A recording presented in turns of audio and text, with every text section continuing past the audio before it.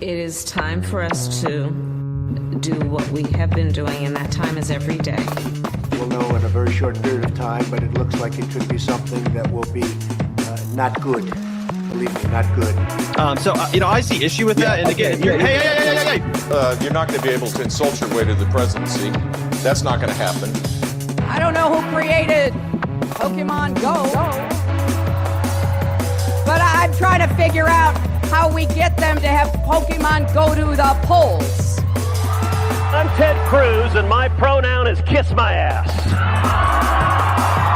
So when you think about it, there is great significance to the passage of time in terms of what we need to do to lay these wires, what we need to do to create these jobs.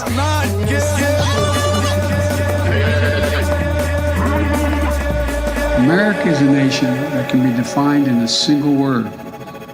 I was going to put him. Not good. Believe me, not good.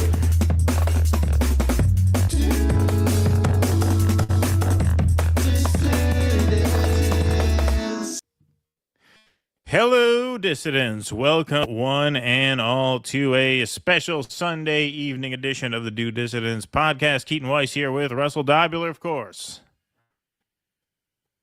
Your mic is effed up. So it wasn't your other microphone. Yeah, it was. He says, yeah, it was. Now this one isn't working right either. It was working right before. No, I can't hear you. I still can't hear you.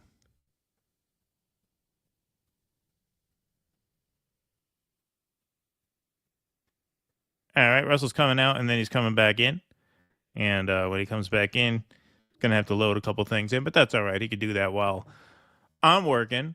Great to see you guys all here tonight. 817 strong in the Rumble chat, 838 in the YouTube chat. Wonderful crowd here. We have Jake in the booth tonight. Jake doing very well. We are so glad we could find Jake through the H-1B visa program. That was really a big find for us. And so we want to thank, Elon Musk and Vivek Ramaswamy for championing such a wonderful program. It's where we were able to find such a wonderful producing partner in Jake Bose. So thanks, Jake, for being here. Yeah, Russell's on his way. There you are. Hello. You're back in, but now it's not the right mic. It's the other input. Now you can't hear you at all. Something's going on with your computer. It wasn't the microphone. It can't be. This is the second mic you've had that problem with.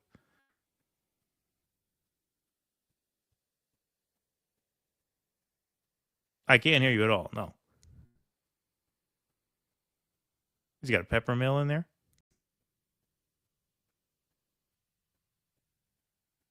Well, now you're muted. Now you got to unmute. What about now? Now I can, but it's the wrong mic. Talk again. Testing. Yep. I mean, I could hear you now, but it's the computer mic. It's not the microphone. See, now it's nothing. So you're just going to have to go off the computer mic. I guess you got to go off the computer mic because now I can't hear you at all. What about now? I can hear you, but it's not the mic. It's the computer mic. Yeah. Can you hear me in your headphones? Yeah. All right. So I guess we'll have to do that. I mean, that's going to be really shitty sound, isn't it? I mean, I could hear you. I mean, you sound like a remote guest. I mean, you sound like if we were interviewing somebody. I mean, it was working fine before we did the countdown. I know. What happened? Yeah, there's no reason for it to have not worked well. All I did was play some Dylan, man. Maybe it doesn't like Dylan. Yeah. I don't know what it is. Yeah, maybe if you listen to something else, maybe it's switched inputs or outputs. I don't know. I don't know how that goes. I mean, and the audio is picking it up, like it's reading it. Yeah, like it exists in the menu. The QTU. It's the QTU microphone. Yeah, but didn't you have the other microphone last time, or have you always been using the Q2U? No. There's the one I went to. Okay. All right. Well, that's that then. I guess we got to just use this one. I guess we'll bear with this. I mean, you could try switching to one more, but I don't think that's going to work. No, it's not working. Now I can't hear you. And that works. Yeah, that works. Yeah. Fine. It's got to be something with your input on the computer. Well, now, yeah, it was fine. That's the first time that's happened with this mic. Yeah. Or it could be a software issue. It could be. It could be. But it probably wasn't a mic issue with the other mic then. What are the odds of that? I mean, it makes a little more sense because those are supposed to be good mics. Yeah. And I haven't had that one for that long.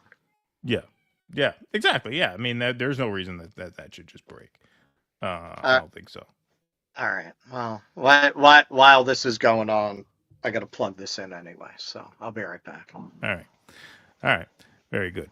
All right, everybody. Well, hey, got a good crowd filing in here. 1,200 strong now in the YouTube chat, 965 over on Rumble. We hope everybody enjoyed their Christmas break. This was the longest break that we've actually had in quite some time. We've been off for a full 4 days. I can't remember last time we went 4 days without a live stream, but we hope you guys all enjoyed that time. And a lot of podcasters off through the new year. Not us. This is our second to last broadcast of 2024 for the public. We are doing a couple of shows tomorrow for patrons. A couple of different things going on for patrons tomorrow, which we will get to as the show progresses. But we will have more details on that as the show moves on.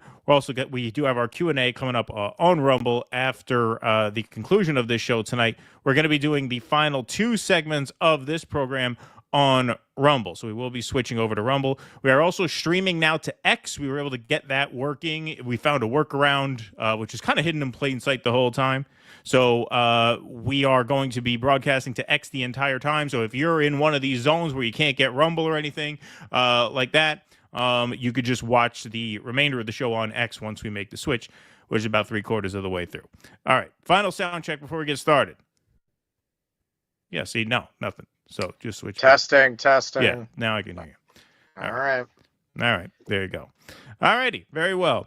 All right, well, folks, this is quite... Hang on, before you get going, yeah. It's just catching some glare. Oh, there you go. Beautiful. All right. So, folks, this is quite the occasion. The end of the year. This is our second to last show of 2024. We're going to have our special year-end show on Tuesday, 2 p.m. regular time. That's New Year's Eve, where we'll be giving out our awards, our dissident of the year, our winners of the year, our losers of the year, our heroes, our villains of the year, our tweets of the year. That's always fun. But the story of the year is arguably this one.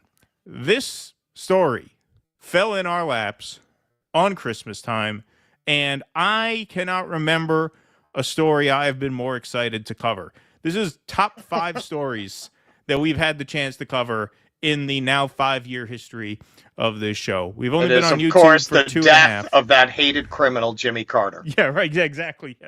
Yes, Jimmy Carter. Fucker. Finally, Jimmy Carter is dead. Finally. No, we do have a tribute to Jimmy Carter that we'll be playing before we do the Rumble switch.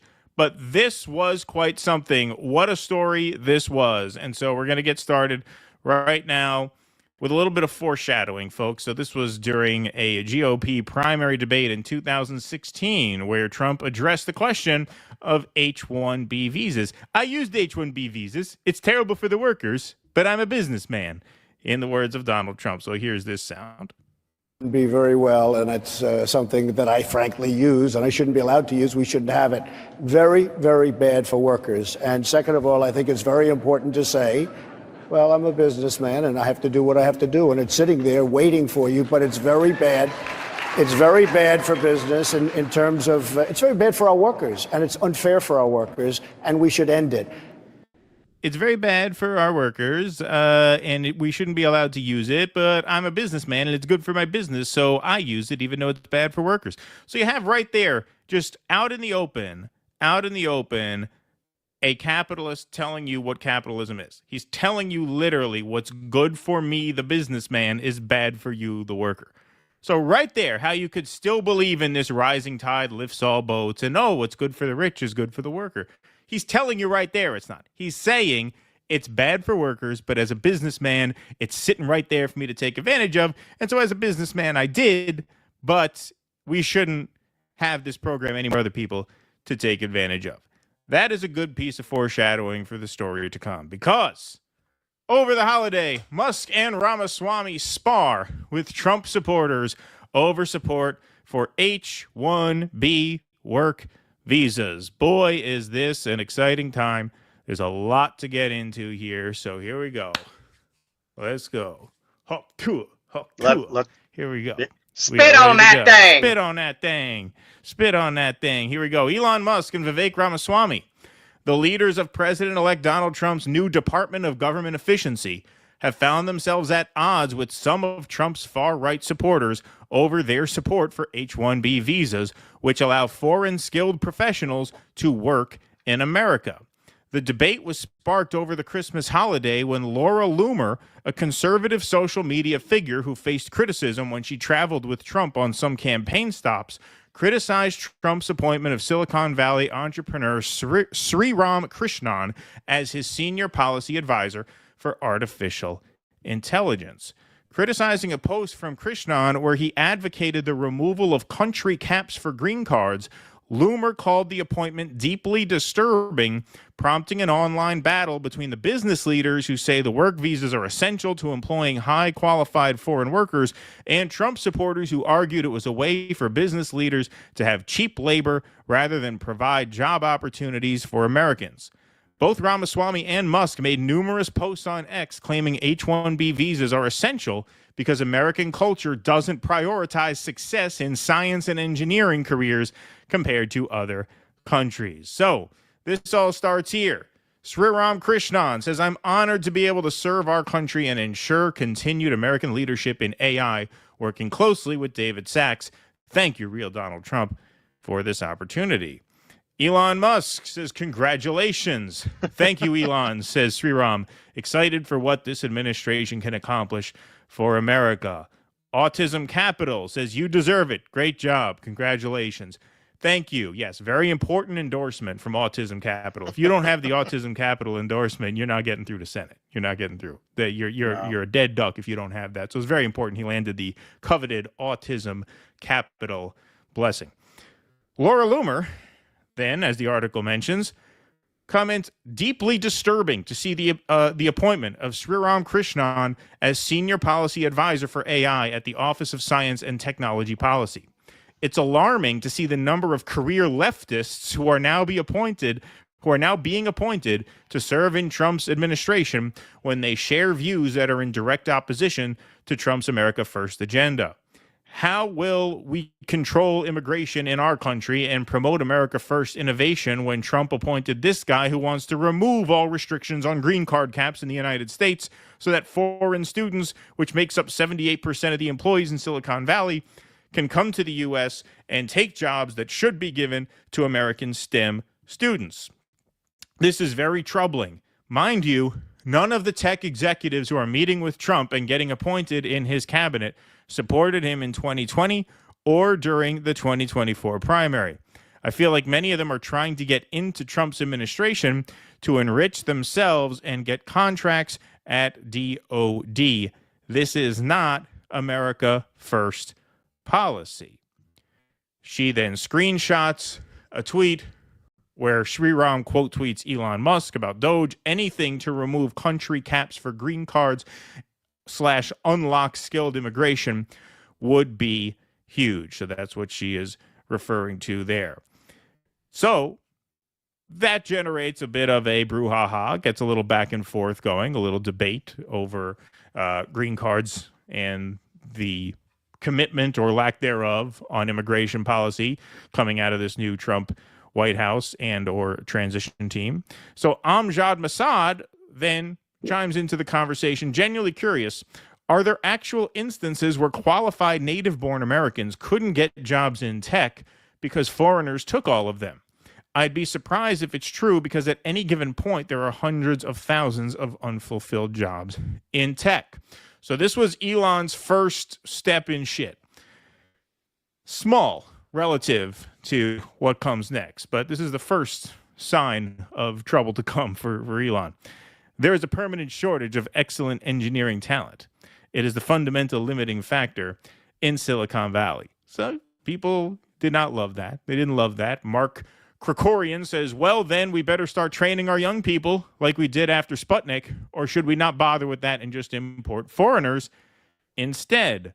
U.S. tech workers says there's no shortage. If there was, real wages would be going up for engineers and software developers. They have been declining. So starting to hear from people that the motivation behind the H-1B visa program is so that people like Elon Musk can hire relatively skilled workers for much less money than they would have to pay U.S.-based workers. Surprise! Surprise! There you go. So Moats can sort of read the writing on the wall here. He says, will be fun watching MAGA and Trump-supporting labor importers clash out. Oh, yes, it will. Yes, it will. He saw into the future because this had not really exploded at this point. Don't forget, this is 8:24 a.m., December 26th, morning after Christmas. But it gets much, much worse. So Mario Nawfal tweets out the U.S. semiconductor industry alone needs over 160,000 engineers by 2032, driven by $250 billion in new investments. Demand for AI experts has skyrocketed, with Elon calling the talent war the craziest ever. Meanwhile, STEM programs struggle to produce enough graduates. This shortage threatens innovation from AI to semiconductors, slowing progress and global competitiveness. Expanding STEM education, streamlining high-skilled immigration, and reskilling workers are urgent solutions. Investing in talent is investing in the future. So Elon zeroed in on that 160,000 number. We need over 160,000 engineers by 2032. And this is where he steps in a bigger pile of shit. No, we need more like double that number yesterday. The number of people who are super talented engineers and super motivated in the USA is far too low. Think of this like a pro sports team. If you want your team to win the championship, you need to recruit top talent wherever they may be. That enables the whole team to win. Of course, a problem with that analogy is that when American sports teams bring in players from, say, Japan, they very typically pay them more than they pay the average American because they bring them in because they're a superstar, A, or B, they also get access to the Japanese market, to the Japanese audience market. So they end up paying a lot more for those pro sports athletes. And so that analogy does not quite hold. But he made it anyway, and this starts an avalanche. I am yes, you are no, says there are over 330 million people in America. Surely there must be enough among them to build your ultimate team. Why would you deny any real Americans that opportunity by bringing foreigners here? So Elon responds to this guy. Your understanding of the situation is upside down and backwards. Of course, my companies and I would prefer to hire Americans, and we do, as that is much easier than going through the incredibly painful and slow work visa process. However, there is a dire shortage of extremely talented and motivated engineers in America. This is not about handing out opportunities from some magical hat. You don't get it. See, starting to come a little unwound already. See, these guys are not used to being challenged like this. When you're worth $400 billion, you're used to hearing yes, yes, yes. Yes. So he's starting to come a little unraveled. This is blindingly obvious when looking at NBA teams, again, apples and oranges, as the physical differences are so obvious to see. However, the mental differences between humans are far bigger than the physical differences. It comes down to this. Do you want America to win, or do you want America to lose? If you force the world's best talent to play for the other side, America will lose. End of story. Okay, so what you see is an effort to try and link the fortunes of the billionaire class to the success of the country, and therefore the fortunes of the middle class and the working class. Right. In what way does the average American benefit from your success? Exactly. We're acting like Elon's success, SpaceX's success is our success. In a capitalist country, we do not share in these successes. Successes are privatized, and losses are often socialized because of how rigged the system is. But success is privatized. Elon enjoys the success. Elon wins. The working class doesn't win. And this is where you can see how much this is all coming to resemble aristocracy. You're supposed to root for your local lord at the joust. Right. Right? How did that improve your life? If they did, oh, how did he do today in the joust? And what did that do for you? Right. It's the same thing. Oh, Elon's rocket was a spectacular success. Okay, well, you're still delivering pizzas, man. Right. Exactly. So he's trying to sell that. So as the pushback piles up, he gets a little snotty. He says, the immigration hot button topic is the biggest DKE situation I've ever seen. DKE standing for Dunning-Kruger effect, which is the complex of believing you know what you're talking about when you don't. In other words, like us, like Russell, like us. Like this show is like basically us. a DKE. You can make a good situation. living that way. Yeah, right. Yeah. If you master it, if you know how to sell it, you can make a good living that way. So he's basically saying the critics don't know what the hell they're talking about. Everyone giving me shit about this, even though I ran on the most hardline anti-immigration platform, or I endorse the most hardline anti-immigration platform in modern political history of like a major party, aside from like a Pat Buchanan or whatever, right? Yeah. Now, people who are giving me pushback on H-1B visas, this is a DKE situation. They think they're hot shit, but really they don't know anything. And then he tries to save face by putting the asterisk, legal immigration. The legal immigration hot button topic is the biggest Dunning-Kruger effect I've ever seen. Are you telling me that they didn't actually like all those people at Madison Square Garden? Right. That they were just using them because they saw Donald Trump as a vehicle to deregulate everything in sight? They thought they could just manipulate these people into, and in some cases, at least successfully at first. I keep harping on it, but it's just a great example of it to me. Andreessen on Rogan talking about how the Consumer Financial Protection Bureau is woke, and we'll have a follow up on that Tuesday.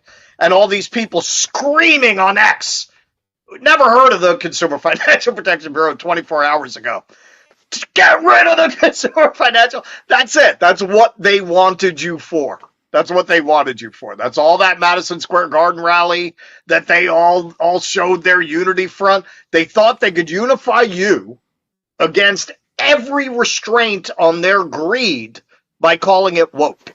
Yes, the MAGA movement to Elon was a Trojan horse for austerity and deregulation. Yep. He knew he could grab Trump's ear and make austerity cool again, make deregulation cool again. Don't forget, he didn't endorse Donald Trump until the near miss in Pennsylvania. He was more in the RFK lane.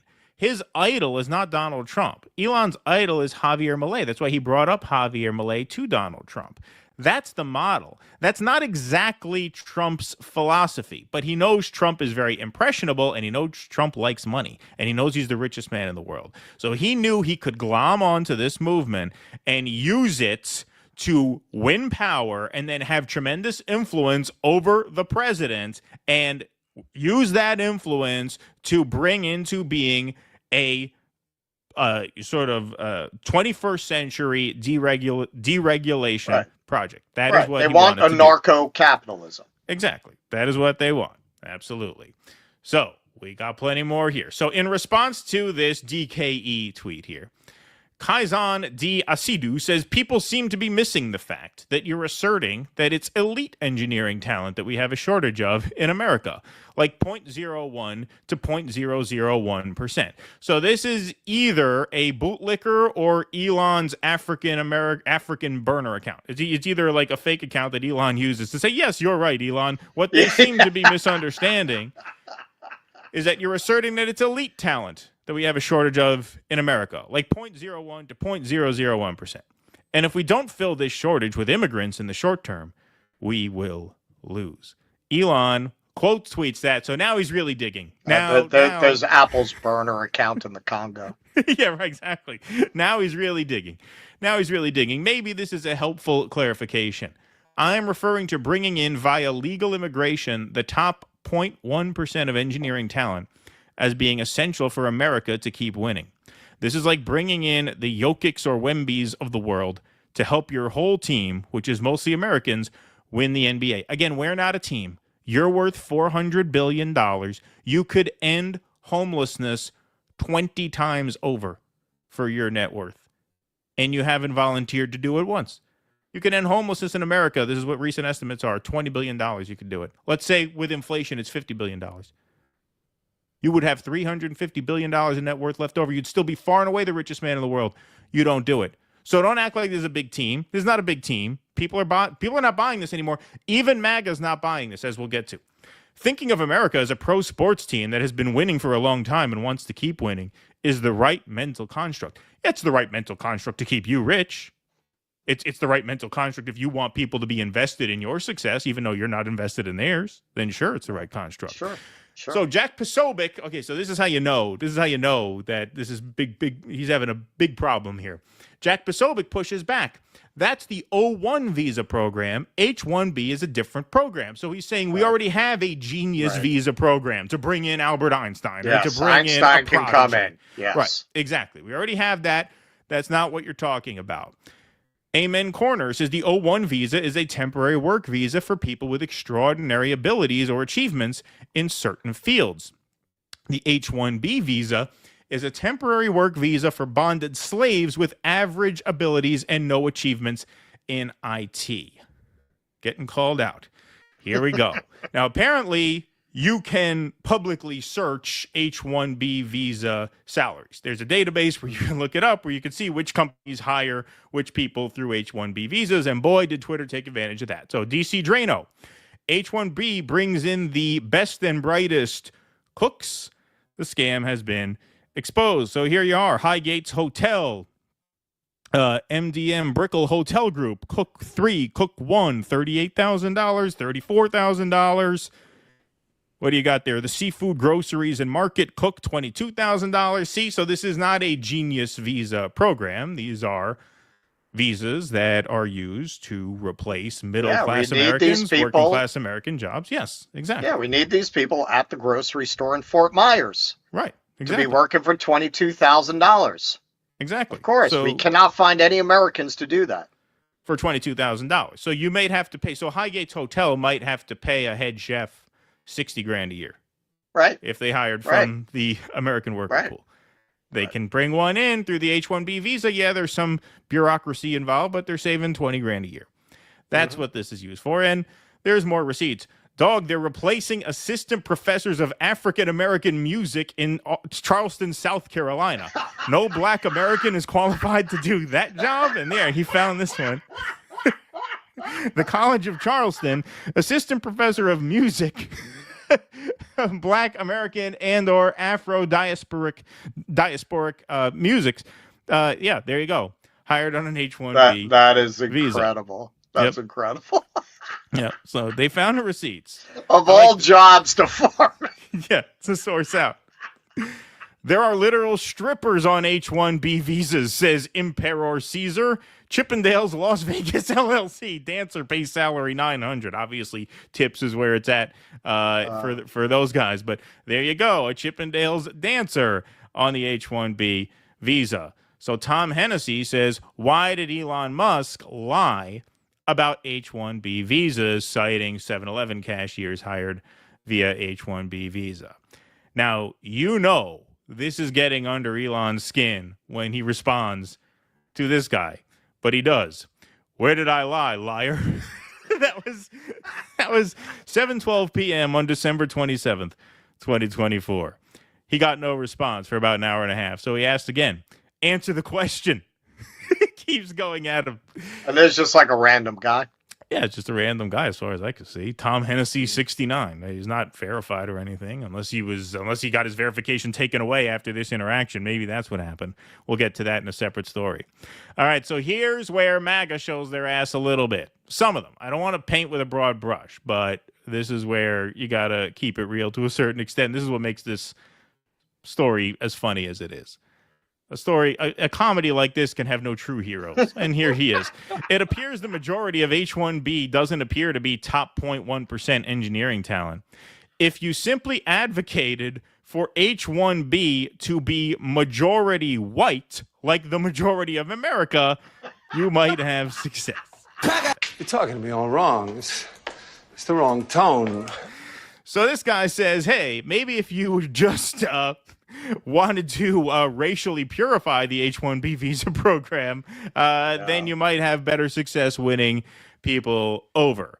As you can see, this starts to become somewhat of a race war here.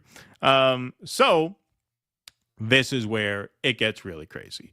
So Stephen Mackey tweets out a quote from Elon Musk, who says, stop trying to optimize something that shouldn't exist. Now, I'm not going to play this video. It's a long video. It's a boring video. Basically, Elon's talking about streamlining operations for his spaceship, and he said you shouldn't try to optimize procedures that are obsolete and irrelevant. You should just cut them out and just make the whole thing run smoother with fewer moving parts. So this guy tries to do an own on Elon. It's kind of a stupid own. It's kind of mixing apples and oranges. He says, stop trying to optimize something that shouldn't exist. But, of course, let's optimize the H-1B. So trying to call Elon a hypocrite. Now, again, if Elon were having a good day, why would he respond to this guy? But he does, and now he really loses it. The reason I'm in America, along with so many critical people who built SpaceX, Tesla, and hundreds of other companies that made America strong, is because of H-1B. Take a big step back and fuck yourself in the face. I will go to war on this issue, the likes of which you cannot possibly comprehend. I am altering the deal. Pray I don't alter it any further. I will go to war for H-1B visas. You just campaigned for, 4 months straight with the most anti-immigrant candidate of the modern era, and you really thought people were going to go for this, and when they give you pushback, you're going to dig in and say, I will go to war on this issue. Wow, wow, wow. Now, before we go any further, I just want to stop and say, as it pertains to this tweet here, and this was one of the milder examples of racism that comes from certain handles who push back against him. Not all. Is there a certain racist strain that of the sort of MAGA border hawk contingent? Yes. I think it's a lot smaller than MSNBC would have you think. I think it's a little larger than Fox News would have you think. So I'm not going to deny that there's no racism there. We're showing you the milder examples because that's what we feel we can show you on YouTube without getting in trouble. Some pretty nasty anti-Indian rhetoric and things like that. I'm not going to say that's not there. I'm not going to try to hide that or say that that's not a real thing. It is a real thing. I don't think that is the crux of the anti-H-1B visa argument. I think at its crux, it's a labor issue. But to whatever extent you feel that racism exists amongst the border hawk MAGA base, that is racism that Elon Musk was more than happy to indulge for 4 months when he thought he could use the MAGA movement as a Trojan horse to get inside the gates and deregulate. That is the point. The point is, as you see as we go on, he starts playing the race card and throwing it around. And I'm not here to tell you there's no there. There's obviously some there. To the extent there's a there, this guy was willing to go along with it when he thought it could win him power. You didn't see him push back against this during the campaign. You didn't see, hey, whoa, rein a little bit of that in. That's getting a little... No. He fanned those flames as high and as hot and as fast as he could because he wanted Donald Trump to become the most powerful person in the world, technically, because he knew if Trump is on paper the most powerful man in the world, then the actual most powerful man in the world would be him. And as you can see, he killed a spending bill with a handful of tweets. I would argue one tweet, the tweet where he threatened to primary anyone who voted for it. Right. So to whatever extent he wants to cry racism now, it's racism he was totally comfortable with when he thought it could be a vehicle to his pursuit of power. Anything before we move on? These guys, literally, if you look at how this is playing out, that was the whole game plan. Get Donald Trump, who doesn't really know anything, in there. Right. just bombard him with claims of how this regulation is holding America back, this one is holding America back, and for the chuds, just call everything woke. Right, exactly. That's it, because it worked during the campaign. So they figured out we can just keep doing that. It's woke. We need to get rid of it. It's woke. It's DEI. It's woke. Yep. Absolutely. 100%. All right. So this is just, like I said, a total outburst here. Take a big step back and fuck yourself in the face. I will go to war on this issue. So now Clint Russell finds a series of responses to an account that had apparently been deactivated. So he says, apparently this random small account posted a screenshot of a fake tweet from Elon and got nuked from orbit within a few hours. This is concerning. So I thought he was a free speech absolutist. Someone trolled him or whatever. Happened? Someone made a fake tweet of him and he says, that is a lie. Did you make this lie? Where did you find this lie? Liar. And then he nuked the account. So he's getting extremely triggered extremely quickly. So here's Autism Capital again. So basically, the right split into two factions, tech right and right. And the tech right is like, hey, we need H-1B visas to do the jobs. And the right was like, no, you need to hire Americans. And the tech right is like, but you guys are bloop, beep. I won't say that because we want to monetize this clip here. Got to stay in business. Got to keep the lights on. But you all see what it says. And the right is like, well, you don't train us. And the tech right is like, you can't out-train being blank. And while all this was going on, we learned some people really don't like Indians. And Elon responds to this. That pretty much sums it up. This was eye-opening. Fat, drunk, and stupid is no way to go through life, son. Yeah. That's basically what they think of you. Yeah, that's basically what they think of the American people. Fat, drunk, and stupid. Fat, drunk, and stupid. That's right. That is what they think of you. So now we get Neera Tanden's opinion. Haven't heard from her in a while. The libs have been awful quiet since November 5th, but she thought she should chime in here. I am an Indian American who was born here, and it's crystal clear that the Democratic Party sees me as American and a large part of the base of the Republican Party does not. I hope Indian Americans remember this moment at the next election. They don't see you as one of them and never will. You thought they just hated other immigrants, but it turns out there's no exception for you, as many of us have been telling you. Now, Scott Adams, who was almost canceled for doing a rant on camera about how white people shouldn't care about black people anymore and shouldn't want to live amongst black people anymore. Black people this is right. So this is the Dilbert guy. This is the Dilbert guy. Right. He chimes in and says, MAGA is taking a page from Democrats on how to lose elections while feeling good about themselves. And Elon replies to him, yes, and those contemptible fools must be removed from the Republican Party. Root and stem. Too much. The contemptible fools I'm referring to are those in the Republican Party who are hateful, unrepentant racists. They will absolutely be the downfall of the Republican Party if they are not removed. Once again.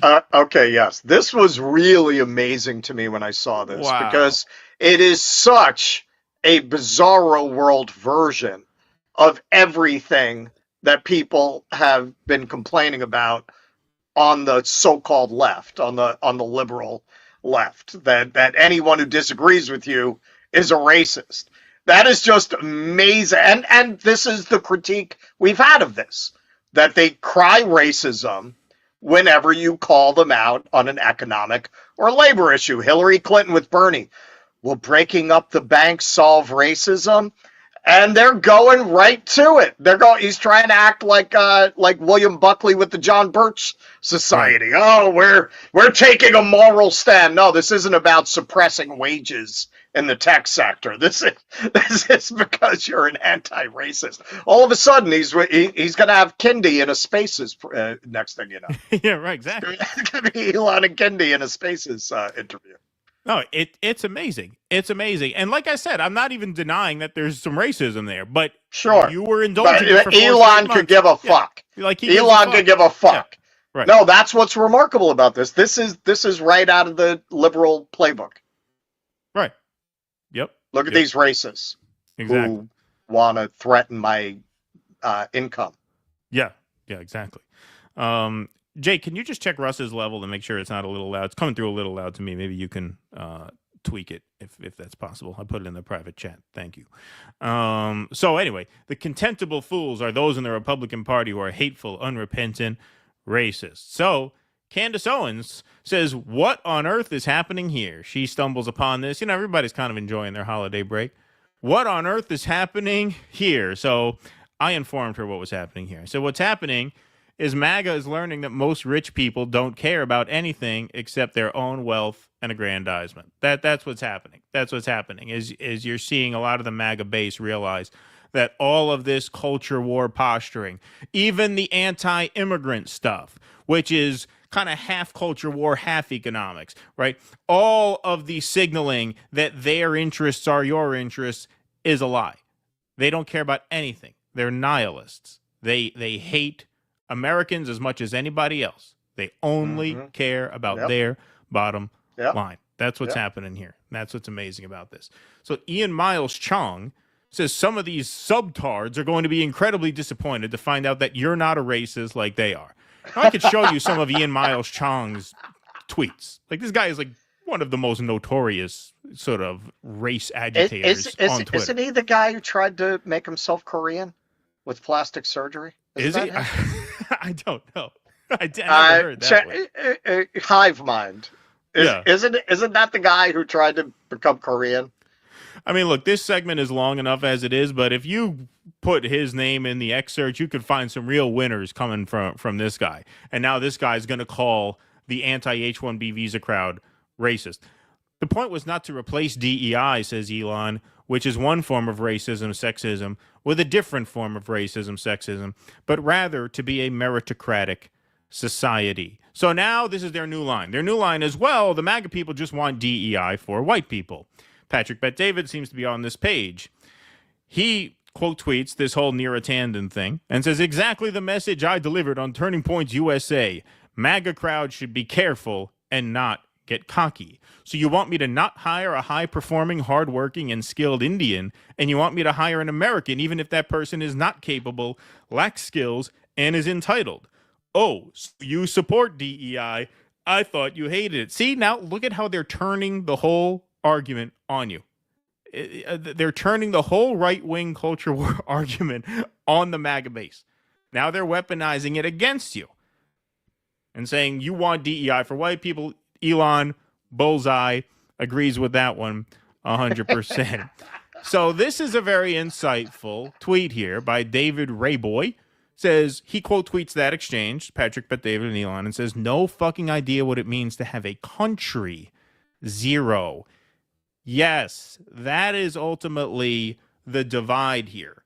And this is what makes this whole rift so fascinating, is neoliberals, whether they're Democratic neoliberals or Republican neoliberals. Bill Clinton and Ronald Reagan were both neoliberals. They view their role as president as the neutral arbiter of a global economic system. Right. Whereas the MAGA base and Trump himself, if you take his words at face value, believe that the American president is not a neutral arbiter over a global economic system, but rather a representative and an advocate for the interests of the American people within that global economic system. And what was revealed here is what this guy says, that to people like Elon Musk and Vivek Ramaswamy, and apparently Patrick Bet-David, for all of their MAGA virtue signaling, at the end of the day, they share the worldview of the globalist neoliberals. They do not believe in countries as entities, as sovereign entities. They view borders between countries as lines on a map that determine where and how they can do business.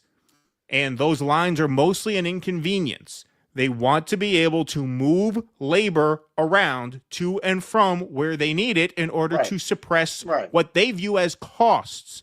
You as a laborer, as a person, they do not view you as a resource. They view you as a cost. What do all businessmen want to do with cost? They want to keep them as low as they possibly can. And the neoliberal global capitalism order is much more conducive to that than the kind of nationalism that Trump likes to talk a lot of good shit about, but doesn't seem to deliver much, as we'll see as this segment goes on. Anything to add to that? Because don't spoil the big reveal. We got to see where Trump comes down. Don't forget. Yeah, they like you as long as you see your lot in life as carrying their litter. Right. That's how they see you. You're supposed to carry them around on a palanquin and celebrate them. That's it. They never cared about your rights. They never cared about your interests. They hate you. They hate you. You think Vivek wants to have a beer with you? You think Elon wants to have a beer with you? They hate you. They hate you. They will only tolerate you insofar as you celebrate them. The second you give them pushback, look, go fuck your own face. Right. Exactly. Right. Those are feudal lords. Yep. They see you as peasants. Sure, they pat you on the head if they feel like you're serving their interests. The second you don't, you see what they really think of you. You're garbage to them. You're garbage. They don't care what happens to you. If half of you died so that they could make more profit and the other half will work in their factory for peanuts, that's what they would pursue. They'd be very happy with that outcome. The idea that you were part of a movement with people whose class interests are diametrically opposed to your interests, it was always bound to implode. We knew it was going to implode. We just didn't expect it to happen before you even got to inauguration. Yeah, before Inauguration Day. Exactly. Before Inauguration Day. So Chris Tomlinson then chimes in to this guy here. Again, no fucking idea what it means to have a country. Zero. Replacing DEI with Indians. So then this guy has to check him here. He says, I don't blame the Indians. They could be anyone who's cheaper, meaning anyone from anywhere who's going to cost people like Elon less money to hire. They'll hire. It's not about being Indian. So again, got to kind of keep some of the racism in check there. Like I said, it's not a non-existent problem, but here you have a guy who says no, it's not about that. Kind of checks him there. All right, which was good. All right, so we began this segment with a video of Donald Trump in 2016 making his position known on H-1B visas. So Ashley St. Clair tweets out, "The Trump we voted for." She tweets this out December 27th. So this is from March 4th, 2016, Donald J. Trump position on visas. This is the day after Super Tuesday that year, so this is when it became obvious he was going to be the Republican nominee. Megyn Kelly asked about highly skilled immigration. The H-1B program is neither high skilled nor immigration. These are temporary foreign workers imported from abroad for the explicit purpose of substituting for American workers at lower pay. I remain totally committed to eliminating rampant, widespread H-1B abuse and ending outrageous practices such as those that occurred at Disney in Florida when Americans were forced to train their foreign replacements. I will end forever the use of the H-1B as a cheap labor program and institute an absolute requirement to hire American workers first for every visa and immigration program. No exceptions.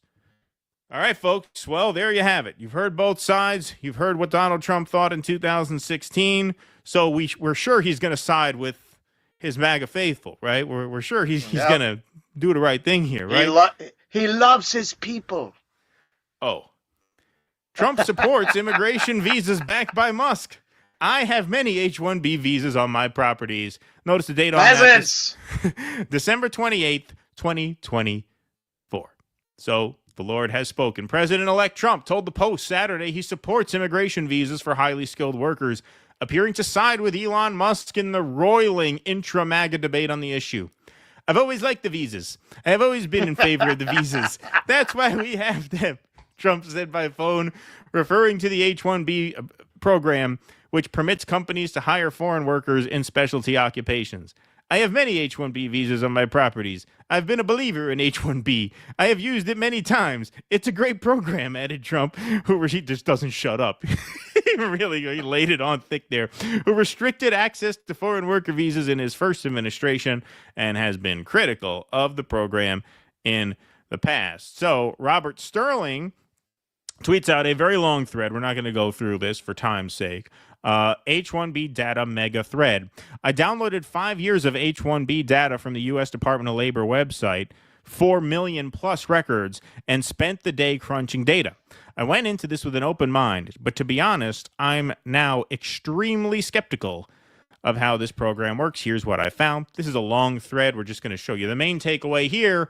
So that top line in purple, the very, very, very small, thin purple line at the top of that chart, that represents salaries over $250,000 a year. So those are the elite workers that come in through H-1B. As you can see, a very, very tiny minority of H-1B visas. As you can see, more than 50% of the H-1B visas are $125,000 or less, represented by the blue. The pink there, the red, reddish pink, the orange, and the blue on the bottom. So it basically ranges, for the most part, from working class to middle class salaries. And so that's basically who gets employed via the H-1B visa. This is not the genius visa, as Elon would have you think. And so all of this to say America needs to be a destination for the world's most elite talent, but the H-1B program isn't the way to do that. I'm going to stop posting for now, but let me know if there are any other visualizations that would be helpful.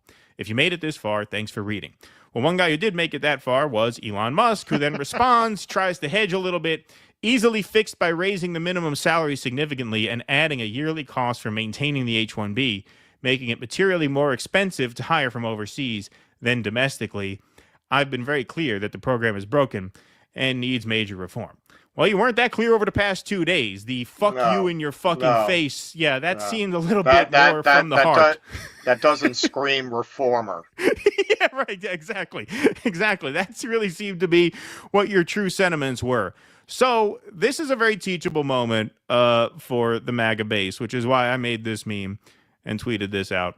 Hey, MAGA, let's talk. Because what that tweet was a few slides back about the difference between how the globalists view economics and how the Trump base views economics. Now, look, you can't call MAGA socialists. They're not quite socialists because but what they want is they want the government to orient economics in a way that benefits working people.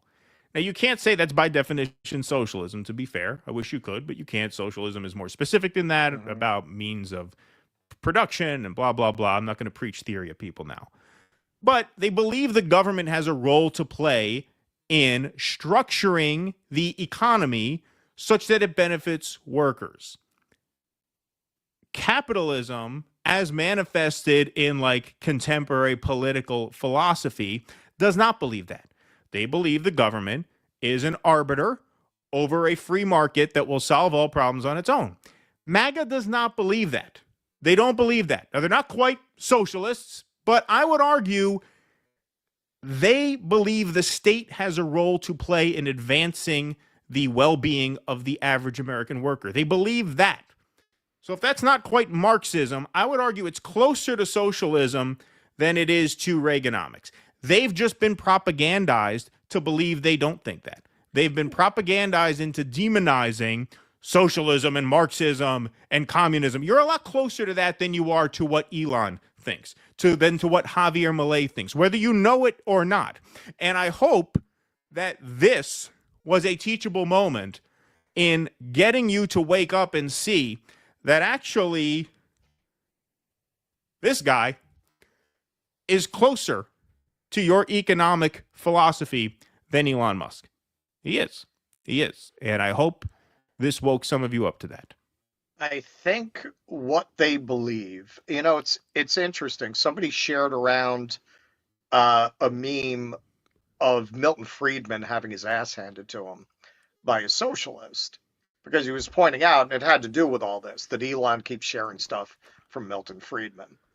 And the socialist was saying, yeah, this world that you're claiming where everything was just free market, that never existed. They heavily subsidized the building of the railroads, which allowed for all of those businesses in this supposed era of deregulated markets to thrive. There was never this world where there wasn't massive government intervention and financing of the economy and the infrastructure. That never happened. That never existed. And he actually makes the analogy that I've made before.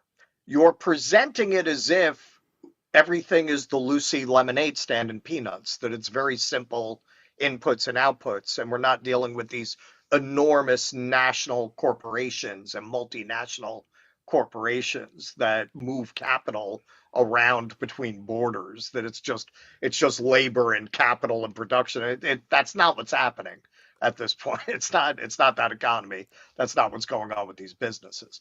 I think what a lot of MAGA believe, or have been led to believe, is that if you stop the immigrants from coming in, then you can have this kind of Milton Friedman libertarian capitalism, and it'll work. It'll all work in an Adam Smith invisible hand to the marketplace kind of way. It'll drive up the wages, and then there will be extra money, and then you can buy your health care. Just stop the immigrants from coming in. That's how far they believe in government, because they've been directed to think that. They've been directed to think if you stop the immigrants from coming in, then it's going to drive up the demand for labor so much that it's going to fix all your problems. So it's not really so much socialism. They've been very brainwashed to believe the government interventions of the market in the marketplace are bad, but they believe the government should be protecting the borders and kicking out all the illegal immigrants, and that's going to fix the rest of it, because look, they lose their shit when a minimum wage gets increased in California. They're obsessed with it. They're obsessed with it in a way that they're never obsessed with, say, Jeff Bezos paying no taxes.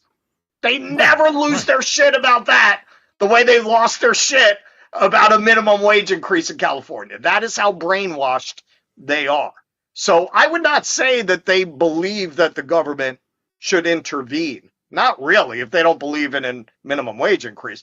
They don't see that as the government intervening in the marketplace. They see that as the government doing its job. You maintain the borders, and you get all the illegals out, and you enforce the law, and then Americans can triumph in a free market where we are allowed to sell our labor for what it's worth without these Mexicans undercutting us. Well, I mean, tariffs is a perfect example of like what I'm talking about. Like, take proactive measures to strengthen the hand of the American worker. In that way. Not in a doctrinaire socialist way. That's why I said they're not socialists, right? But they believe that the state has a role to play in advocating for the empowerment of working people. Yes, Trump but in a very Randian sense. In a very Randian sense. Well, that's why I said they're not. The only thing wrong with the economy is that the government is not maintaining a level playing field. So yes, it's not anarchy. It's a role of government, but it's a role of government to enforce protectionist policies and immigration policies that support American workers. Where they're wrong, what they're missing is the idea that if you did that, they're the ones that any financial benefit would accrue to. And that our system has not been set up in such a way that all the gains go to the people at the top, no matter how you structure the system. That you have an oligarchy. Nobody cares about you. They're going to do everything they can to fuck you. Doesn't matter if it's Republicans, doesn't matter if it's Democrats. If you look at, we're going to be covering the crisis in Flint tomorrow. You look at that and you tell me that you're living in anything resembling a democracy. You're not. It doesn't matter who's in charge. You think Trump's going to do anything about the poisoned water? Not just in Flint, in other places. You think he's going to do anything about that? That's a fucking disgrace. That's a disgrace. You say what you want about China. That would not happen there. They wouldn't allow it.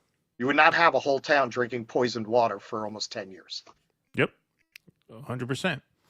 All right. We're going to take some super chats before we move on. We got plenty more on this MAGA civil war, but we broke it up in segments to make it a little more digestible. But thank you all very much for being here. 3,200 strong in the YouTube chat. Yeah, we blew right through 1999. Yeah, there you go. So now you got 2525. You got that one? You got that in the year 2525. Beautiful. Great crowd in here tonight. Please hit that subscribe button on YouTube. Hit that follow button over on Rumble.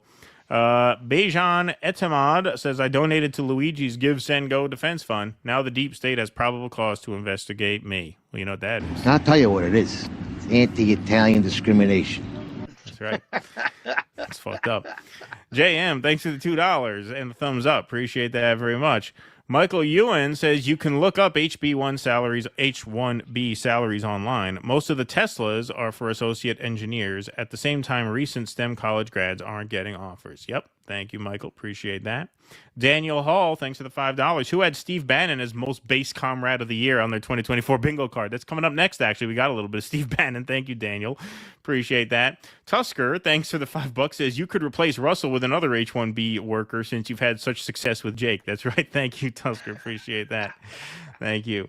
Gareth Richmond, thanks for the $2, says I see your problem here. Dylan sucks so hard. Oh, you misspelled Dylan there. Dylan is what you were looking for.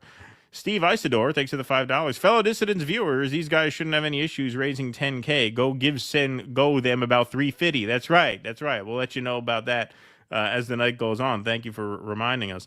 Back from the road, thanks to the $4.99, says I'm starting to like Comrade Loomer, sharpening the public guillotine. Yeah, we're going to hear more from Laura Loomer, actually, as the night goes on. Landrew, thanks for the $100. Let's have a sound drop and a cowbell for Landrew over there. Thank you so much. Appreciate that. The problem is cost of education in the U.S. Most of the people I work with... Landrew is dead. There we go. The problem is cost of education in the U.S. Most of the people I work with in science are out of country where tuition is free. Here, tuition is out of this world. Free Palestine. Good point, Landrew. Thank you very much for that. All right, let's go to some Rumble rants over here. Let's go here. Hillary Hinton says, can't hang with you weirdos tonight because I'm hosting a screening of Bill Still's The Money Masters, but wanted to say cheers, mazel tov, slante, and love to all. Well, thank you. This channel kind of saved me. Well, thank you. We're glad we can do that for you, Hillary Hinton. Appreciate that very much. Shady Deal says, have you ruled out Israel messing with your sound? Yeah, I don't know. No, it is a sticky situation. Actually, now, because this happened again, and it's the same thing that happened before, I fixed it with I think there's a software glitch with Microsoft and StreamYard and my computer where the whole thing's just not getting along. Yeah, could be. Because it's not the jack, because the camera's always fine, no matter what jack I put it in. That's true. So the jack has to be all right. Yeah, it's interesting. Ellen Jimerson says, in case your reminiscence of Jimmy Carter, his chief of staff, Hamilton Jordan, comes up, his last name is pronounced Jordan, as in the River Jordan. I grew up in Jordan country. Thank you, Ellen. Appreciate that very much. Demon Wolf says, Elon doesn't care where his workers come from any more than he cares about America winning. His level of wealth doesn't need to be loyal. SHTF, and he's on a jet elsewhere. Shit hits the fan. Yes, absolutely. Thank you very much for that. China Shell, I knew China Shell would like that. Do it, Keaton, burn it down. Thank you, China Shell. Appreciate that very much. Oh, I must be your favorite person tonight. I got in a plug for your favorite nation at the end there. That's right. There you go. Making it happen tonight for China Shell. All right, so we just got into the rank and file MAGA backlash against Elon Musk following his forceful support of H-1B visas. You know who really has a problem with that is Steve Bannon, who's on Getter, apparently.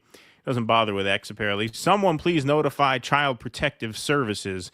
Need to do a wellness check on this toddler, referring to Elon Musk. So here's one piece of sound from his Bannon War Room show where he lays down the law, and then we'll play a slightly longer one. Trashing of the MAGA movement. You're trashing of the MAGA movement. You're calling the MAGA movement racist. How dare you? With the coalition now is starting to build. We have African Americans and Hispanic families, African American men, finally starting to red pill and awaken. And at that moment, you're going to throw the racism card out? Are you kidding me? You think we're going to tolerate that? We're not going to tolerate it. And I don't care. In that regard, I don't care how big a check you wrote. All right. First shot across the bow. Here's the second one. Here's Steve Bannon. They want a tech feudalism. Where we've been hearing a lot of that. Here it is from the mouth of the recently released Steve Bannon, 0 F's left to give, letting it all hang out. Here he is. Racism. We talk about racism. Let's be blunt. It's racism against blacks, Hispanic, and the white working class. They think people, these tech oligarchs, and what they want is they want a tech feudalism. You have to go back to the Middle Age, to the Renaissance. This is what they want. They want a network. They don't want a nation. They want a network of which their company or their system or their algorithm is at the railhead. We've had rule by nerds, as Poso pointed out yesterday. It did not work, and we're never going back to that. We're going to win this. Let me repeat. The H-1B visa program is a total and complete scam concocted by the lords of easy money on Wall Street and the oligarchs in Silicon Valley to both initially to just increase profit margins. But there's a darker element to it today, a contempt of America and American citizens, and we're not going to tolerate it. You need to honor this country, and you need to honor the citizens in this country. The citizens in this country are what provided the platform for you nerds even to exist.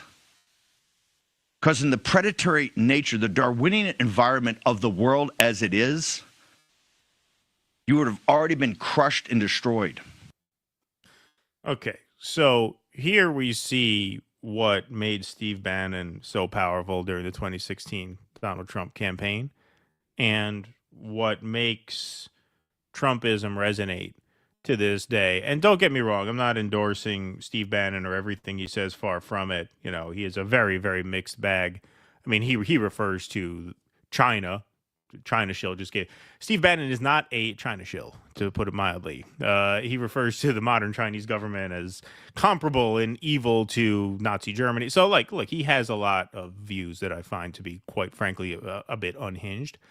But he is a legitimate right-wing populist. To the extent that there can be a right-wing populist, that articulation is it. That is the embodiment of it. Rightfully saying that what Elon and Vivek want is tech feudalism. How many times have we heard that come up over the past couple of years? And there he is, fresh out of the can, pulling that phrase out. He can't stand Elon Musk. Bannon represents what made Trump so potent in 2016. It was when Steve Bannon was brought onto the Trump campaign in 2016 that the Trump campaign ship was righted. He came on in mid-August and basically won the race for them. And that really crystallizes his appeal right there. Like I said, it's in no way, shape, or form an endorsement of all of Steve Bannon's views, but he crystallizes that class rage that exists within MAGA. He has his finger on the pulse of that better than anyone in Trump's orbit, far better than any of these modern influencers like the Jack Posobics or the Charlie Kirks. He is the real deal in that sense, and you could see it there. And he represents the rage of that Twitter mob that says, no, we're not tolerating this. We don't care how rich you are. We don't care how big a check you wrote. We've been in this movement from the beginning. You're a Johnny-come-lately. You signed on in mid-July after Trump got shot in the ear. He voted for Biden, right? Yeah, he did. Elon voted for Biden. He did vote for Biden. Yep, that's right. That's right. And so there you see a much more crystallized version of what he brings to things. Yeah, this Steve Bannon, I've always said, if Trump's ego were not so enormous, he'd be finishing his second term now, right? And somebody else would be in there. He was his rove, and that's why ultimately, Trump may have backed Elon on the HB1 visa thing. This marriage is not going to last long. Bannon was smoother with Trump than Elon's being. Right. Yes, I think you're right about that. I do. I think, and you're right. I mean, Trump did take Elon's side on this, but you picked up on it. You picked up on it a couple shows back, or was it Tuesday's show, where Trump got in that little dig at turning points. I'm not ceding the presidency. Little too many cooks in that kitchen. You're talking about giant egos. When you're talking about billionaires crowding a space, you're talking about people who have never played second fiddle to anyone. And Trump could say whatever the fuck he wants. It was not Trump's tweets saying kill that bill that got Republicans to kill the bill. It was the richest man on earth who can afford to primary them 400 times over saying he would do just that if they voted for the bill. That is what did that. And so the whole President Musk thing, I mean, that's what the libs were getting into. They are so shallow, they can only analyze things in terms of like personality. They're the mean girls party. But what they're saying happens to be correct in the sense that Elon Musk is now wearing the pants on this transition team. And this is evidence of that. The fact that Trump sided with Elon over his base, because there's no question Steve Bannon represents the base of your party. So why are you siding with Elon Musk over the base of your party? Because Trump is cucked. Trump is cucked. And the question is, and I think it's a good question that you raise, how long will this last? How long is Trump going to be willing to kind of play second fiddle to Elon Musk? Because that's what's happening now. And also to your point, I think that, we're going to be doing this Francesca Cheng thing later. And this whole question of the MAGA base's immigration views being inherently racist comes up. And I think you're right that it's more than Fox would admit, but a lot less than the left makes it out to be, that there's no labor economic dimension to their immigration views. I think Bannon honestly represents the MAGA base much better than Elon or Vivek did. Of course he does, yeah. That he said, he looks like him. He dresses like him. He could be one of them. We're making inroads with black and Latino voters. No, it's nativist, but with American features. Because America does not have a race, unless you're talking about Native Americans.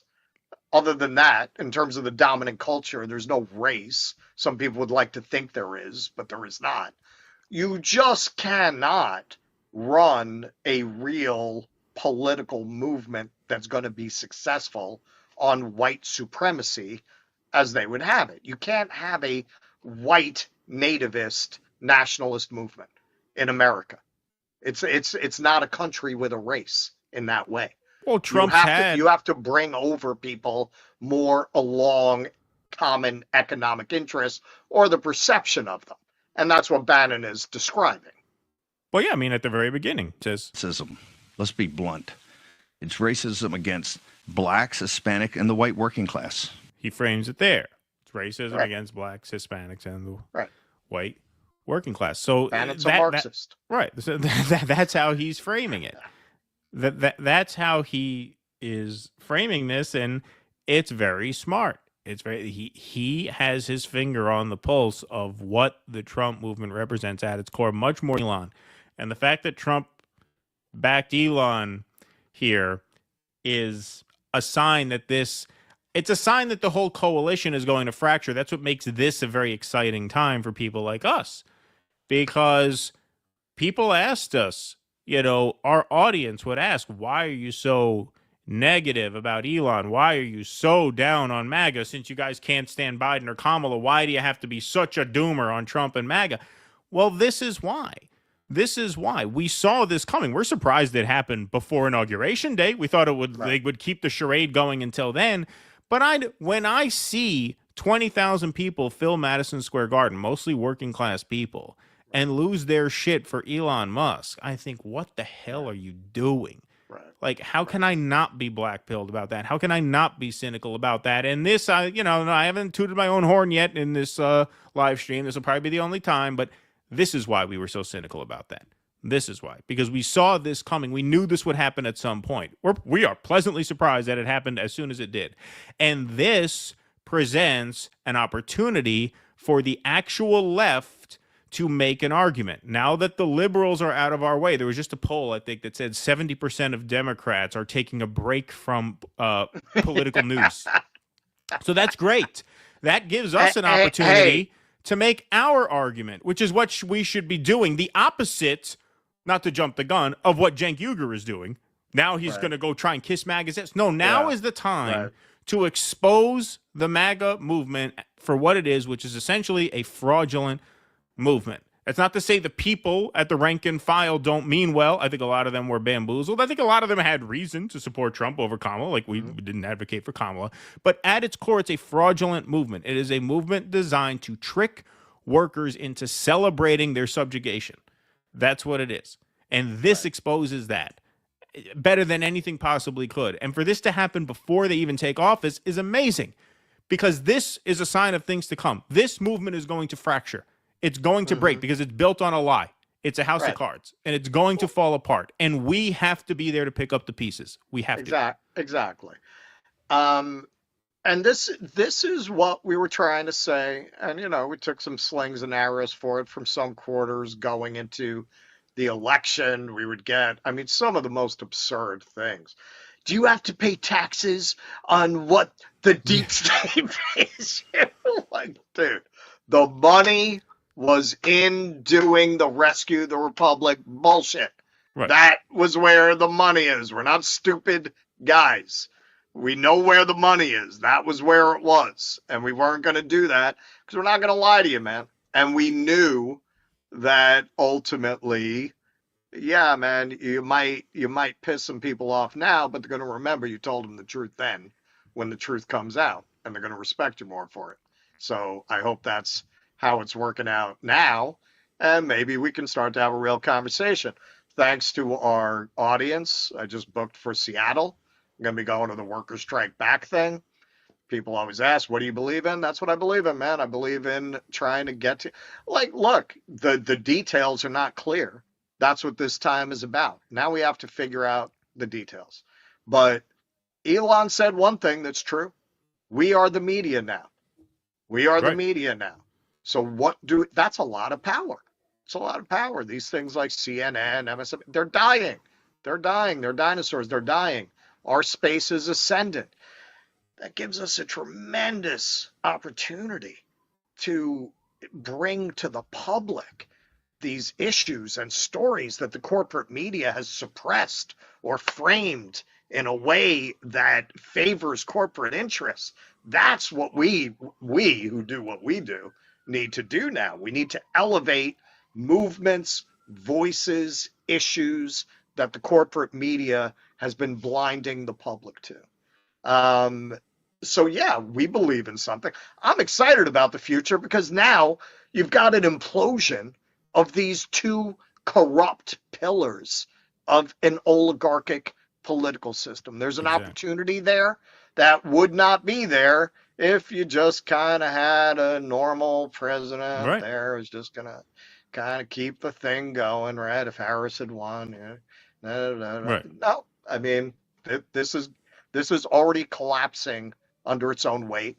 And at Christmas, I was very encouraged because I have Christmas with very libby libs, and I've never seen them so demoralized, saying all the media is propaganda. I couldn't believe I heard that.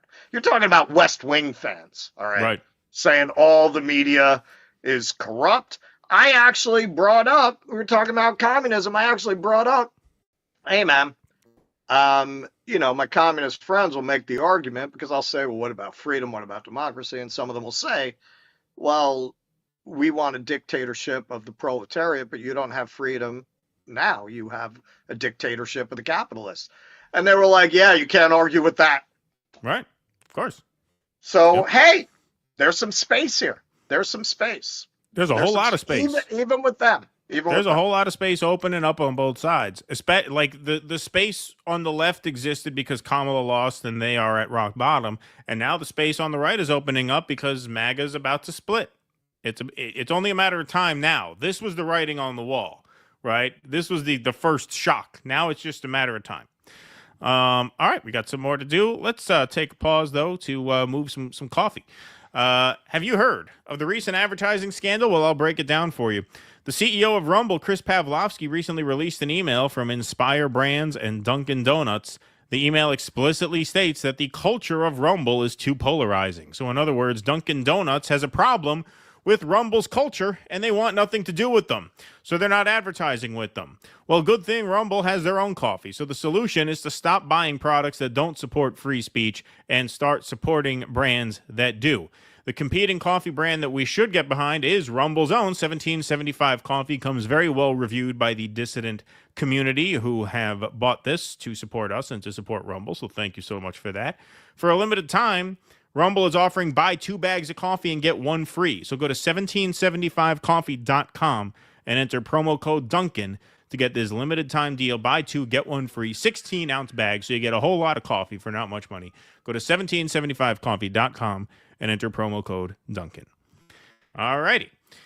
Beautiful. All right, we got a couple more MAGA Civil War stories. What a fun show tonight. What a fun show tonight, folks. Hit that like button, please. Hit that subscribe button. We got 2,000 now in the mix over on Rumble, so that is good for this. Tonight I'm gonna party like it's 1999. Beautiful. All right, folks. So we got to have 666 likes. Might as well get it all. Oh yeah, we got it. Yeah, 949.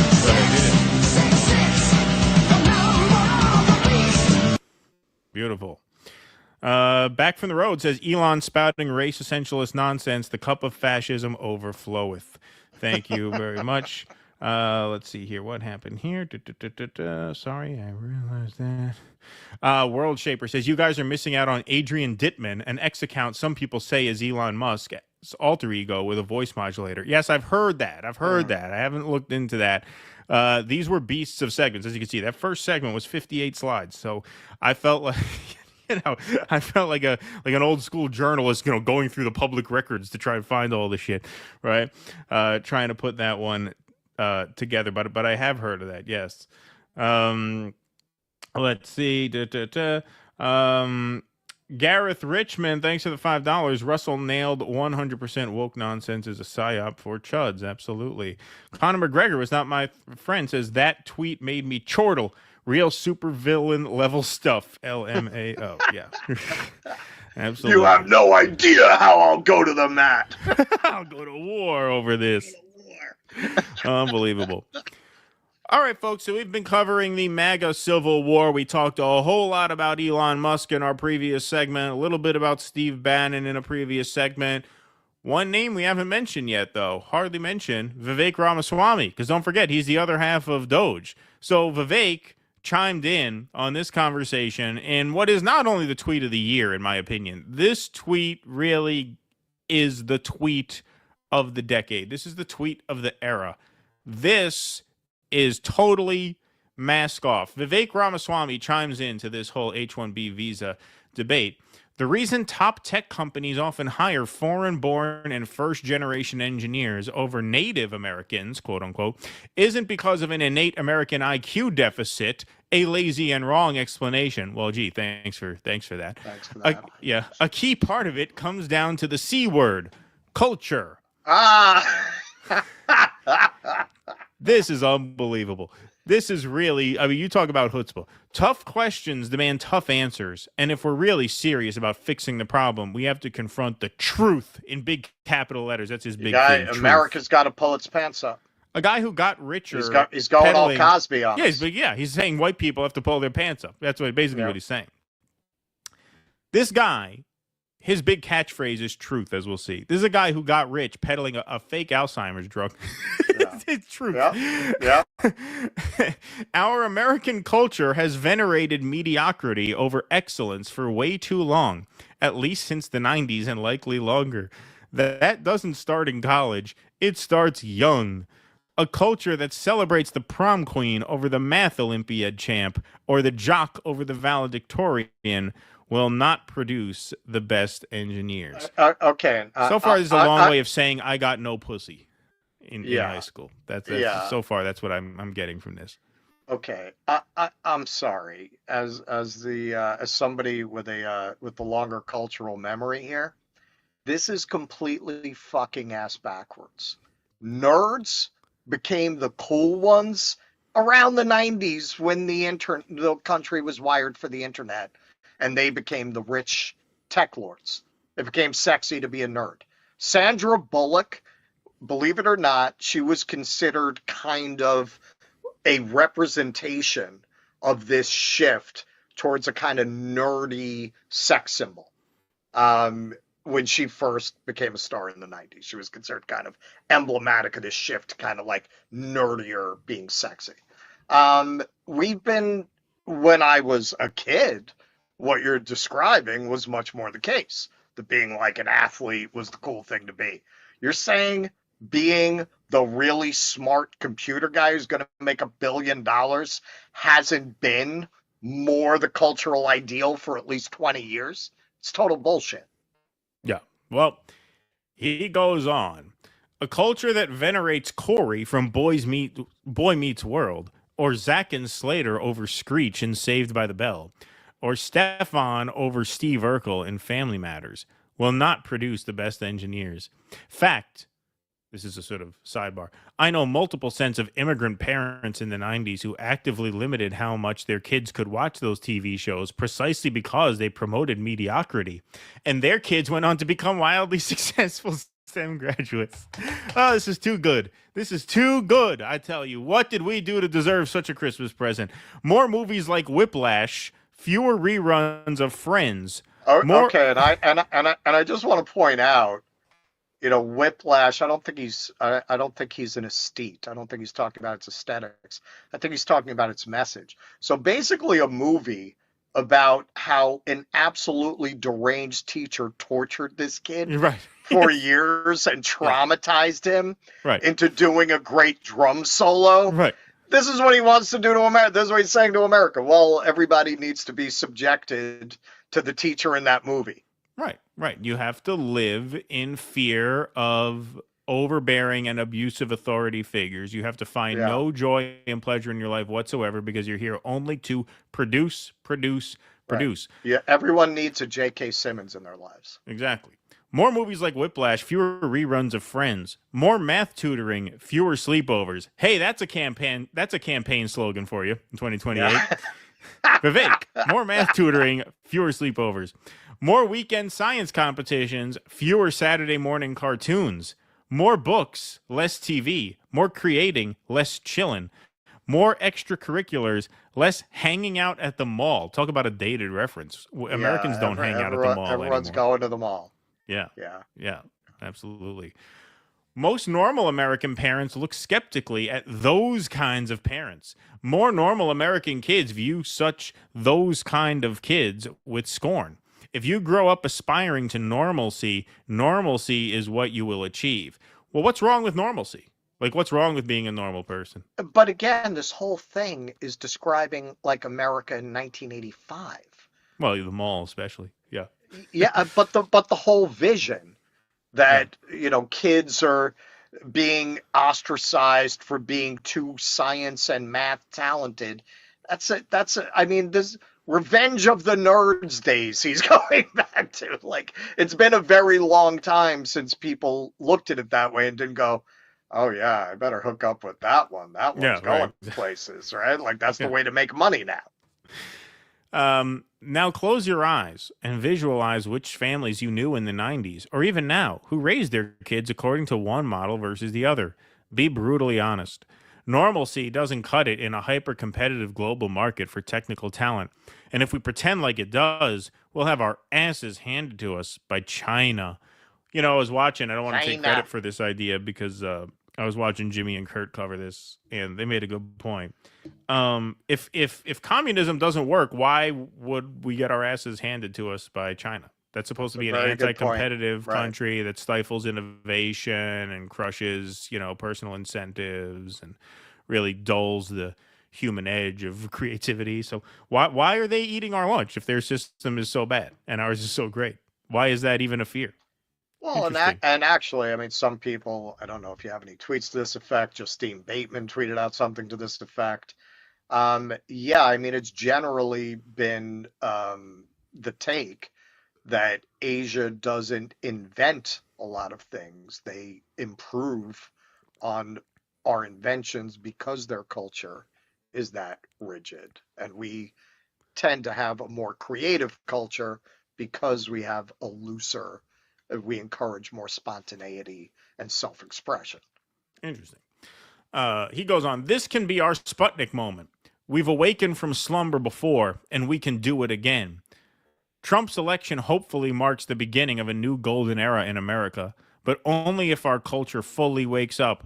A culture that once again prioritizes achievement over normalcy, excellence over mediocrity, nerdiness over conformity, hard work over laziness. But you're describing the hyper-conformity of like the Asian dragon moms kind of upbringing. Of course. Yes, absolutely.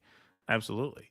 That's the work we have cut out for us. Rather than wallowing in victimhood and just wishing or legislating alternative hiring practices into existence, I'm confident we can do it.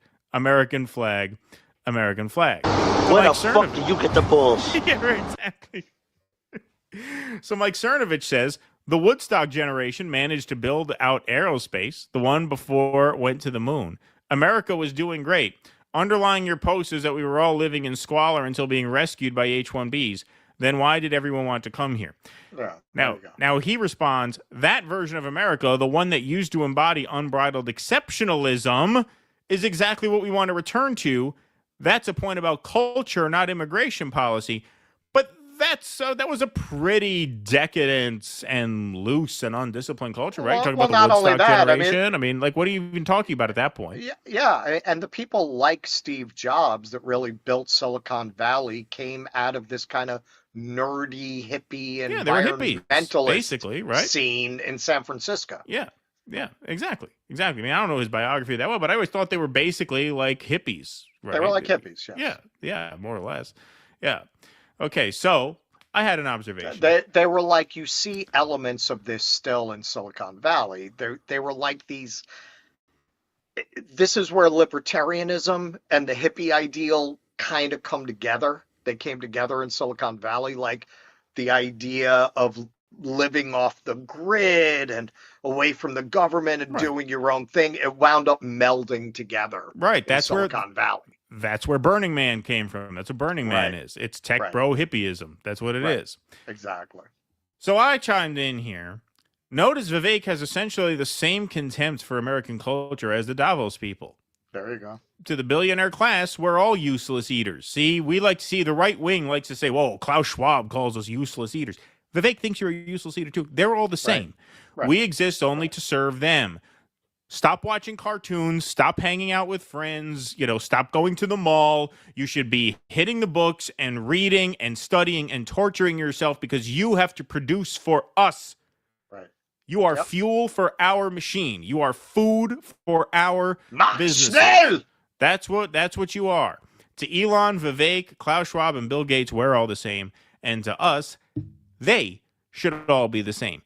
Their whole bullshit act about how the Davos people and Bill Gates, those are the bad billionaires, and we're the good billionaires. Right. That is psychological manipulation to get you to side with billionaires. You could pick one and hate the other. Doesn't matter. That's all a show. That's all theater.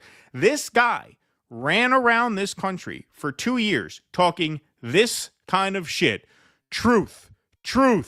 Here's Tucker Carlson asking Vivek Ramaswamy what his 10 core truths are. Now, he touted this throughout the campaign when he ran for president. You notice he has them all memorized. Here they are. Here are Vivek Ramaswamy's 10 truths that he crisscrossed the country preaching for 2 fucking years before trashing American culture the way he did in that tweet. Notice something about these truths. Vivek, God is real.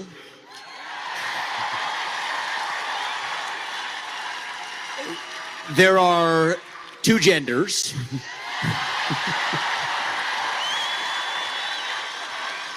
Fossil fuels are a requirement for human prosperity. Reverse racism is racism. An open border is not a border.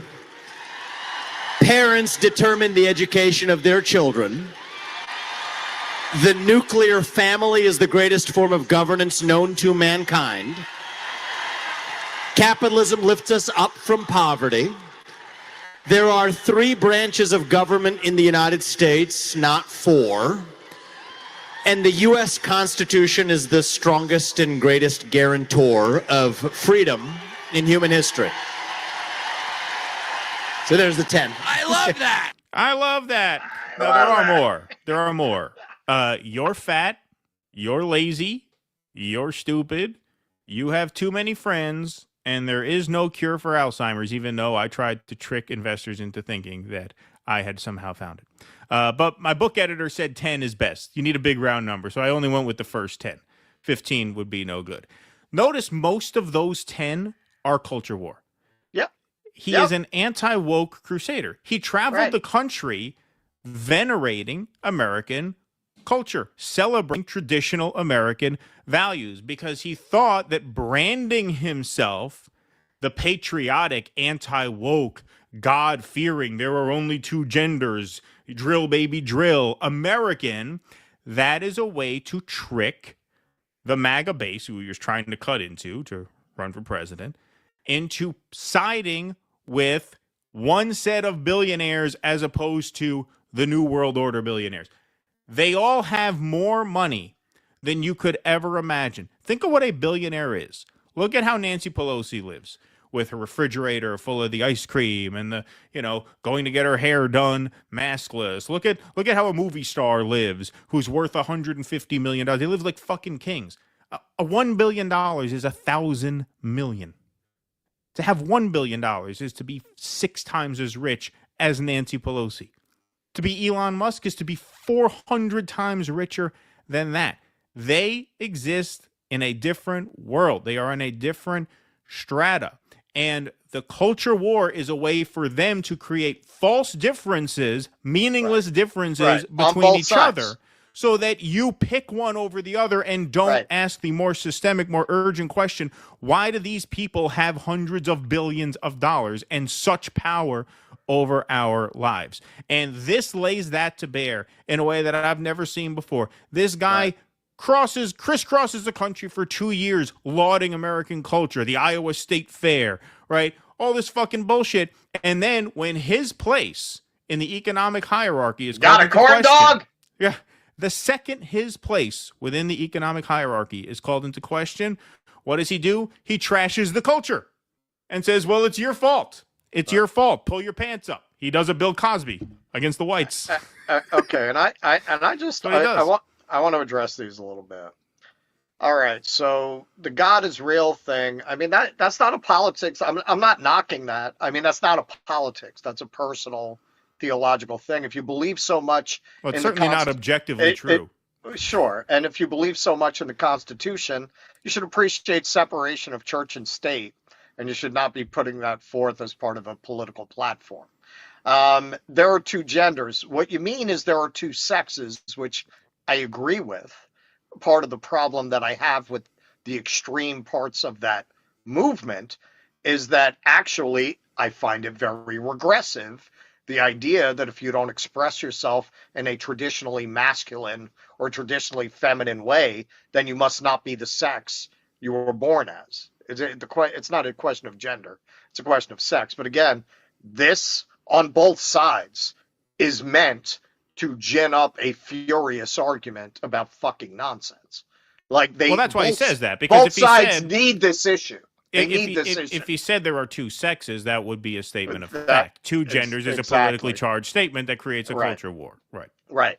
Now, I want to point out, human flourishing requires fossil fuels. This is a good example of the peasant mind in action. Now, whether that's true, not true technologically, I'm not talking about that. Why do you, as a person who presumably doesn't own an oil company, doesn't own an industry that's dependent on people continuing to consume oil, why do you feel like it's part of your personal identity to cheer for fossil fuels? Why exactly? Why? Why have you been brainwashed into thinking, God damn it, I drink beer and I use gas? Why? Is it a problem? If solar and hydrogen and whatever could give you the same or better results, why? Why do you care where your energy comes from as long as you're getting that energy? Right. Reverse racism is racism. Okay. Apparently, criticizing Vivek Ramaswamy is also racism. Yeah, apparently. Apparently, criticizing Elon Musk, disagreeing with Elon Musk is racism. An open border is no border. Well, except for the H-1B1 visas. Right. Borders exist at our convenience. That should be one of his trusts. Okay, and I love this. Parents determine the education of their children. All right, so what if the parents only want to teach them Zoroastrianism? And that's it. Nothing, no reading, no science, no math, just Zoroastrianism. Is that okay?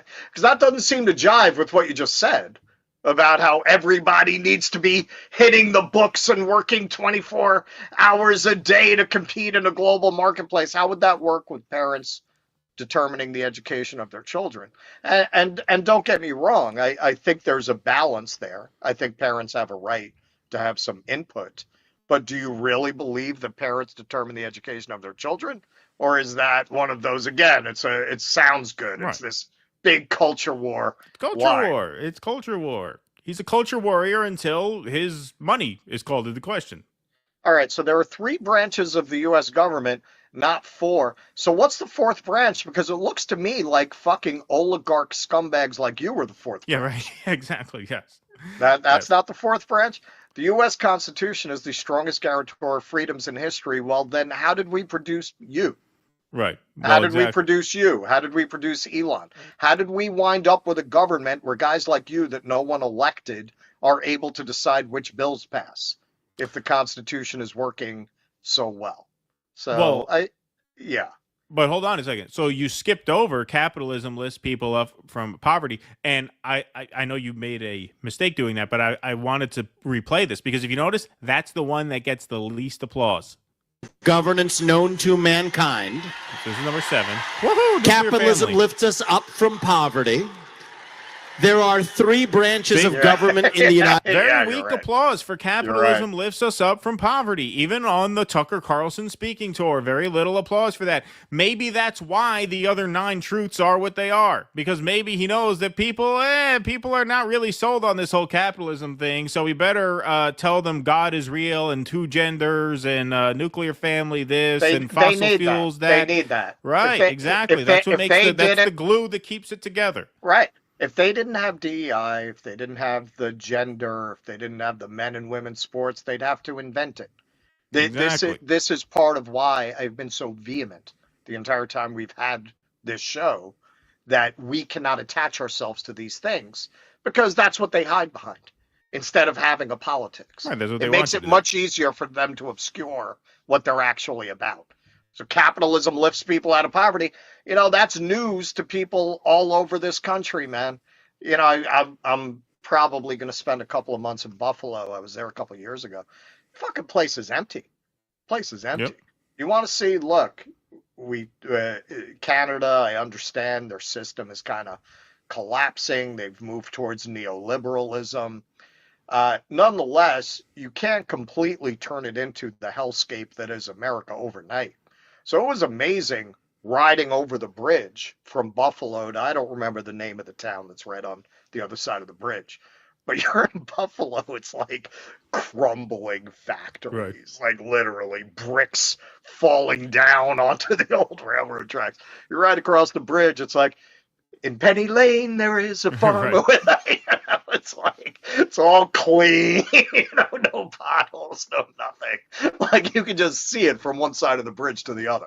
And that's on the wane. That's all. I mean, I believe all the reports that Canada's on the wane. It still does not look anything like the other side of that bridge. Yeah, no, I bet. Well, all this talk about Canada becoming the 51st state, right? Yeah, go ahead. Yeah, no, I'm sure the people in Canada can't wait to join this country and find out that they have no health care. Find out they can't go to the doctor anymore. Yeah. They got to fill out 100 pages of paperwork to be overcharged at the doctor's office. Good luck selling them that. The idea that America is working for its citizens. I mean, this is why more and more you hear this phrase. It's very true. Nick always hits on this. The most propagandized people on earth. Oh, yeah. Like you talk about they're propagandized in North Korea. They could not be more propagandized than this. You could not be more propagandized than people who your whole life savings can just be wiped out if you get sick. in this country. You can do everything right. You can do all the things that you're told you're supposed to do to build a prosperous, stable life, and they'll take that shit from you. You get cancer, they'll take it all away. They'll take it all away. And you're going to run around thinking this is a great country. That Vivek says the Constitution's guaranteeing your freedom. That's not a fucking joke. That Right. what you have to worry about is China, not your own health insurance companies, your own politicians who prop those people up. That's not who your enemy is. Your enemy is thousands of miles away, people who just want to build their own society and live their own life. In what world do you think China's going to like land on the beaches at Santa Monica? Right, exactly. No, it's So just what ridiculous. the fuck do you care what they do? Yep. Just totally absurd. Absolutely. Furrow Queen says, Russell's laugh is the best thing that has happened to me all freaking day. Thank you, Furrow Thank you. Queen. Appreciate that. Absolutely. Started watching Dore because I loved his anger towards the Dems that duped the people. Curious what it will take for him to apply that same anger towards Trump if genocide isn't red line. Well, he said he didn't vote for Trump because that was his red line. And I thought his segment on this was great. Actually, I stole a line from that about the communism not working. I thought that was a great segment. See, he actually went live 2 days after Christmas. He actually took the shortest break of all of Friday, us. Yes, he actually beat everyone to this. He So beat everyone we're going to to the beat story. most people to it, but not him. Listen, unlike folks here, for obvious reasons, we talk to the man. We get a lot of questions like this lately. And we're hosting the show next week too. And we're hosting the show next week after. I think a lot of people are misreading where he's coming from and are going to be pleasantly surprised if you've misinterpreted where he's coming from. Jimmy, in the end, is on the side of workers and the working class. That's where his sympathies go. And man, it's funny because Jimmy's like, his show is a lot of yelling. He's a very passionate guy, but you know what? It's because he really cares. And part of the reason I think he wanted to see MAGA working better than it seems to be working is because he wants those people to get that help. There's what I mean. If you don't know him personally, you might not realize it. He's a very hopeful person. He really wants to hope. He really wants to see these things succeed. It's not anybody who's like, oh, he's doing that to get the audience. Listen, man, if he wanted to get that audience, he'd be up there at Turning Points USA. A Turning Point, yeah. That's where he'd be. You don't see him doing that, right? He wouldn't be going to rescue the Republican talking about Palestine. He'd shut up about it like every other coward who went on stage. He was the only one. Right. He was the only one. So, man, come on. Right. Pay a little more attention. He tried to reach out to that, but he's not, as his segments that you're talking about showed, he's not afraid to call it out. China, India have a surplus of STEM graduates who are smarter and cheaper than Americans. You can block them, but they'll just go to another country and contribute to their economy instead of ours. Thank you, Otacon. Ravid Laz says, fellas, the Gaelic word slante is pronounced slenchu. I didn't know that. I never knew that. I always thought it was slante. Please remember that next time you want to impress your Irish mates. I never knew that. Good to know. I never knew that. I always thought I was saying it right. I've said that word a lot, and I've never been corrected on it. So thanks. Good to know. P. Dow's The American Revolution was a bunch of rich landowners who didn't want to pay taxes to the government. Yep, that's right. It was mob violence, mob on mob violence. Listen to Bannon's speech sent tingles through me, says MMH. Thank you for that. Appreciate that very much. All right, what do we got over here? Brad Gilbert, MAGA started Occupy Wall Street 2.0, and of course, billionaires and their willing sheepdog grifters trying the classical racial divide and conquer BS. Yes, good point. Mr. Natural, thanks for the $5. Vivek H1BS's latest attack on government IT jobs that the past require security clearance. They're trying to sabotage government jobs. Thank you, Mr. Natural. Kuznetsky Bassane, thanks for the $9.99. Yahoo, we know where we stand now. America is divided into two camps, plutocratic oligarchs and the racist poor. Yes, thank you, Kuznetsky Bassane. Appreciate that. And Aisha Jackson, thank you for becoming a YouTube member. Appreciate that very much. Kuznetsky Bassane says Musk is generating multiple AI avatars of himself. Thank you for that, Kuznetsky Bassane. All right, one more MAGA Civil War segment, and then we got a couple more pieces before we switch to Rumble. Big show tonight. Thank you all so much for being here. Please hit that subscribe button over there on YouTube. Hit that follow button on Rumble. Appreciate that. Thank you all very, very much. All right. Let's take a look here at our fourth MAGA segment. This is an element, of course, that we have to cover.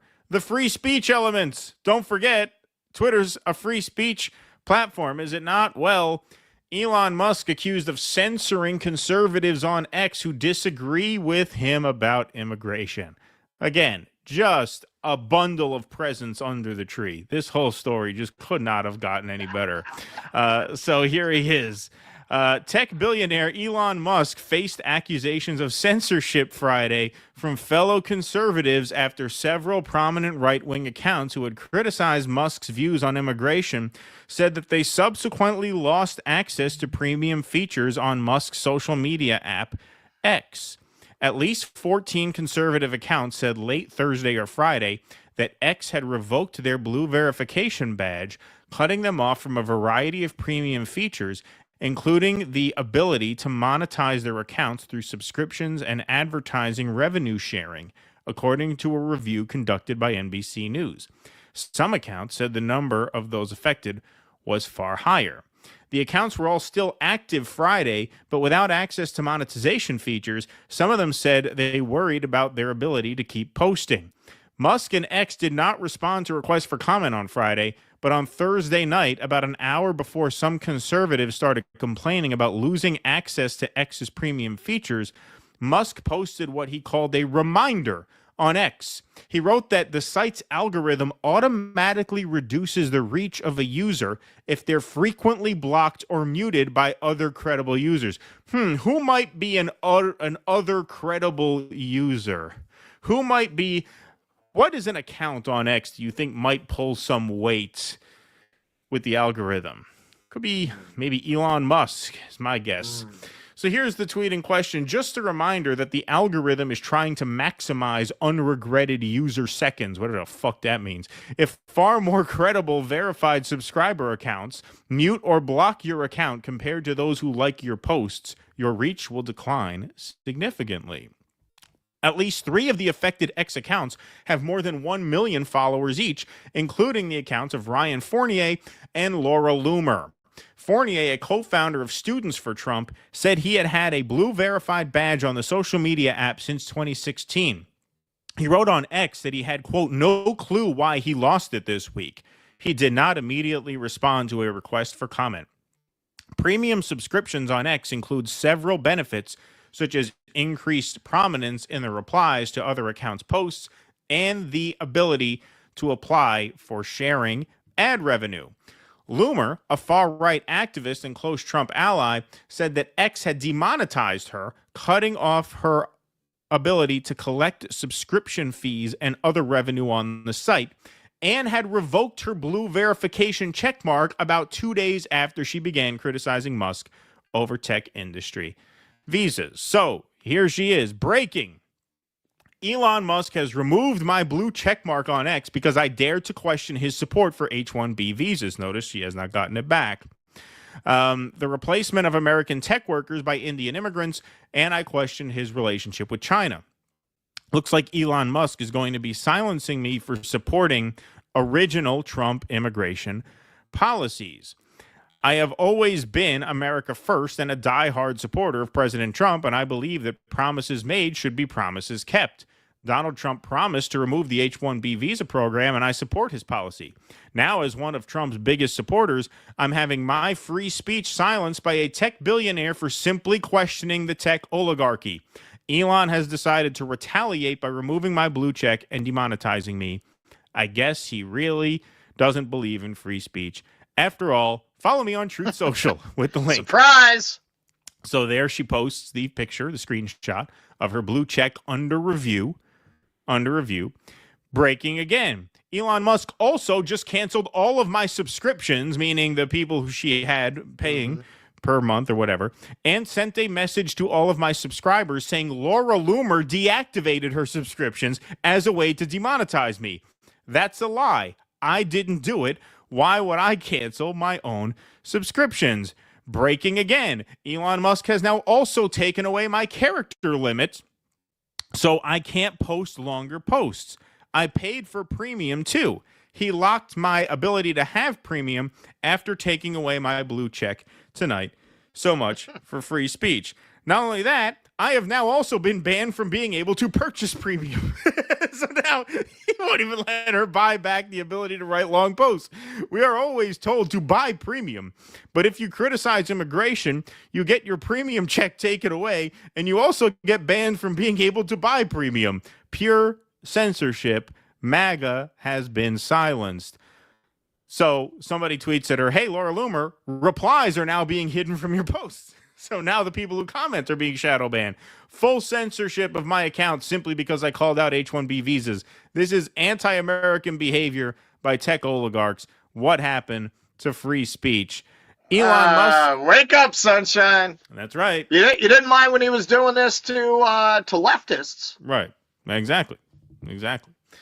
Elon Musk is now admitting it's retaliation. So now she has screenshots. Play stupid games, win stupid prizes. He says yes. So Elon posts as, I guess, part of a thread. Any accounts found to be engaged in coordinated attacks to spam target accounts with mutes or blocks will themselves be categorized correctly as spam. Play stupid games, win stupid prizes. Yes, play stupid games like challenge Elon Musk, I suppose. Mm-hmm. So then she was suspended entirely for 12 hours. She couldn't post at all. So 2:30 in the afternoon the following day, my 12-hour suspension is now over. For raising concerns and speaking the truth about the technocratic takeover of our country and the White House via influence peddling by billionaire crony technocrats, I have been stripped of my premium account, Blue Check, and my subscriptions.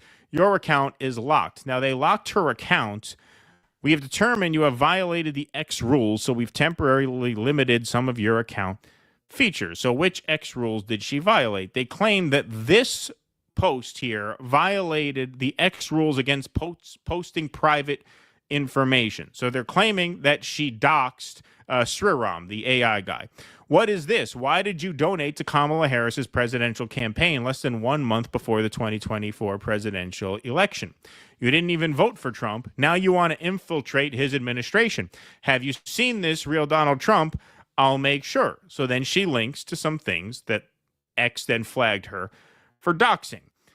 So Laura Loomer then replies to Autism Capital, who suggests she may have been guilty of doxing since that's what the rule cited. There was no doxing.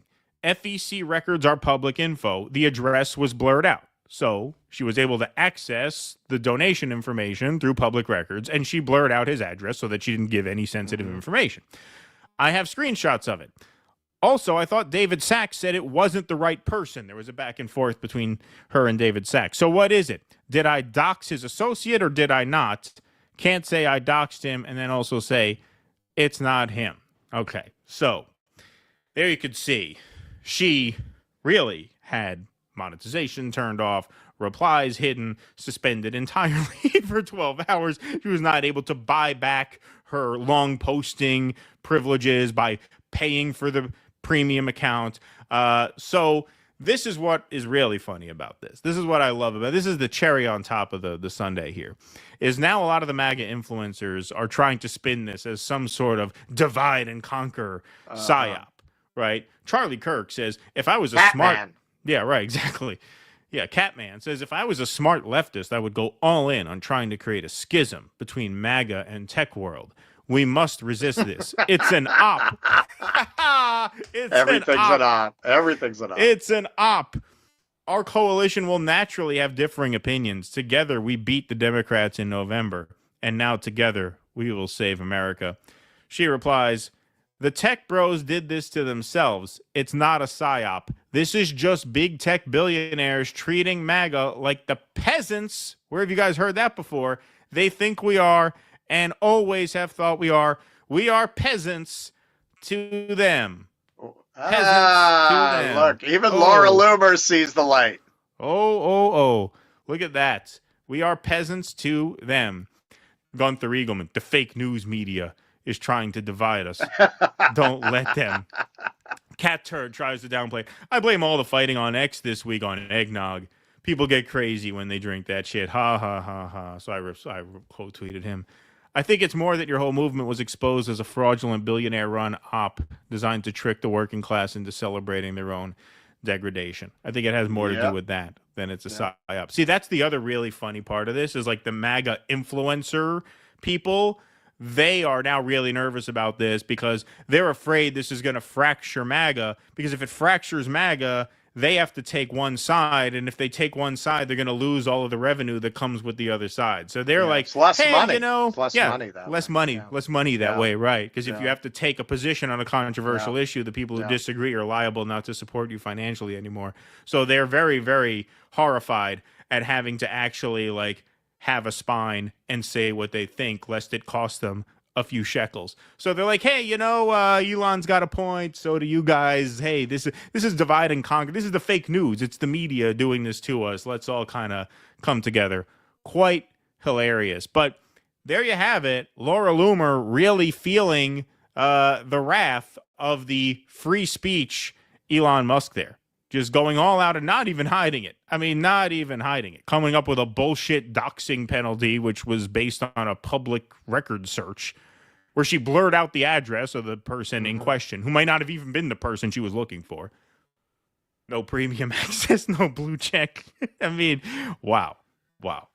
Who could have seen that coming from a capricious Queen of Hearts-esque billionaire who's always run the platform that way without Laura Loomer jumping to anyone's defense before?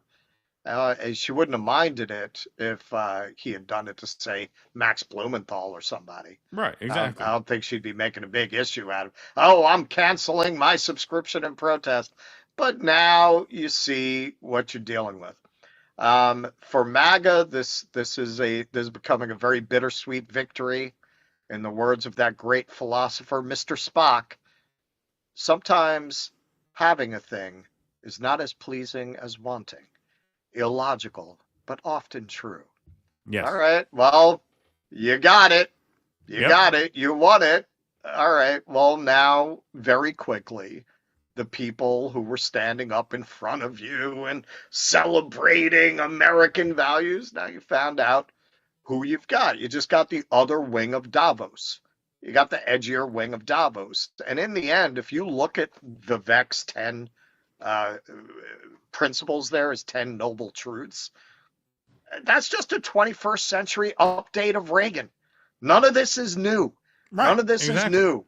The Republicans have been using appeals to cultural values to obscure a rapacious agenda to extract wealth from workers, to devastate your towns, to rob your companies, and to offshore your financial wealth for decades.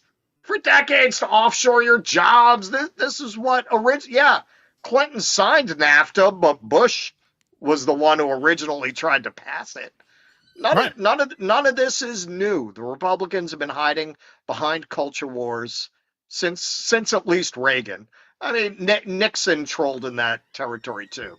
But Reagan really created the modern Republican Party as we understand it. This is just a tech bro paint job on Reaganism.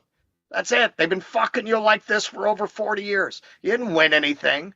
There's no revolution. There's no overturning of the establishment.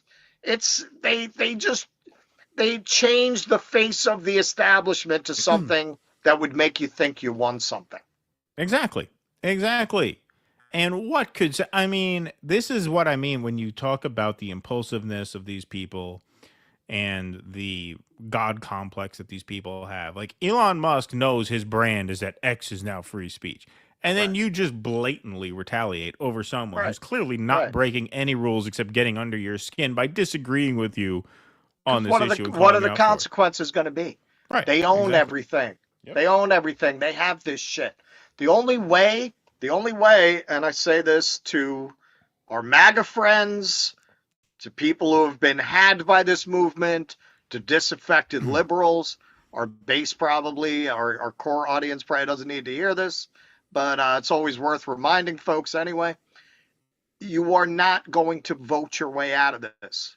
You need to overthrow the system. Now, what that means, we're not sure. We're figuring that out. But that is the only thing worth figuring out. It's the only thing worth figuring out. You have got to figure out how you take away their power. Because as long as they have this power, you're not going anywhere. Yeah. And it starts with organizing workers. It starts with labor actions. That's where it has to start.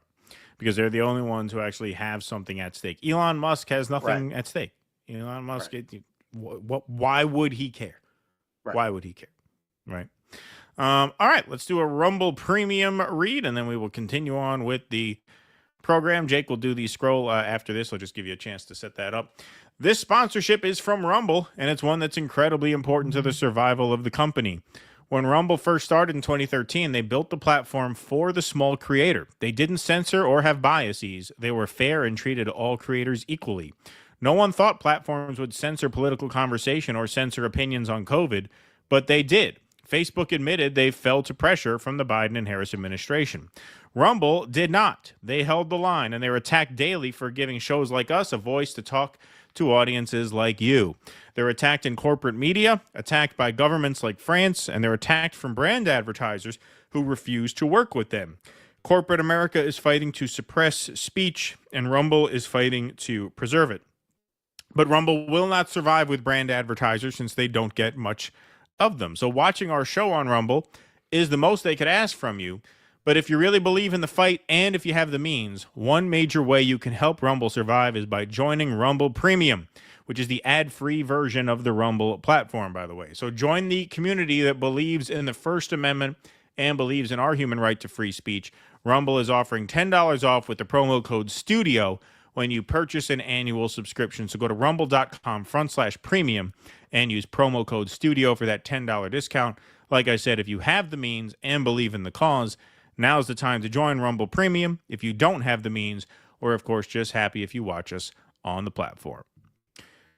All right. Well, that was a whole lot of reading that I just had to do. So we're going to move on in just a moment. But right now, why don't we pause for a word from the patrons? Like we always say every show, our paid subscribers are the backbone of the show. So if you would like to support this project, you can go to patreon.com/DoDissidents, DoDissidents.substack.com, or you can join our locals, DoDissidents.locals.com. That's the one we're really pushing now. That's a part of Rumble. It's a free speech member support platform. We have 2,200 of you fine people in the Rumble audience right now. There's a bright red join button underneath the screen, underneath the video player where you see us. That takes you to our locals, where you can sign up for as little as $5 a month. Everyone else can go to this link, DoDissidents.locals.com. You get call-in access to our post-show Q&As, which are every Sunday night, including tonight. Hey, it's Sunday. That's right.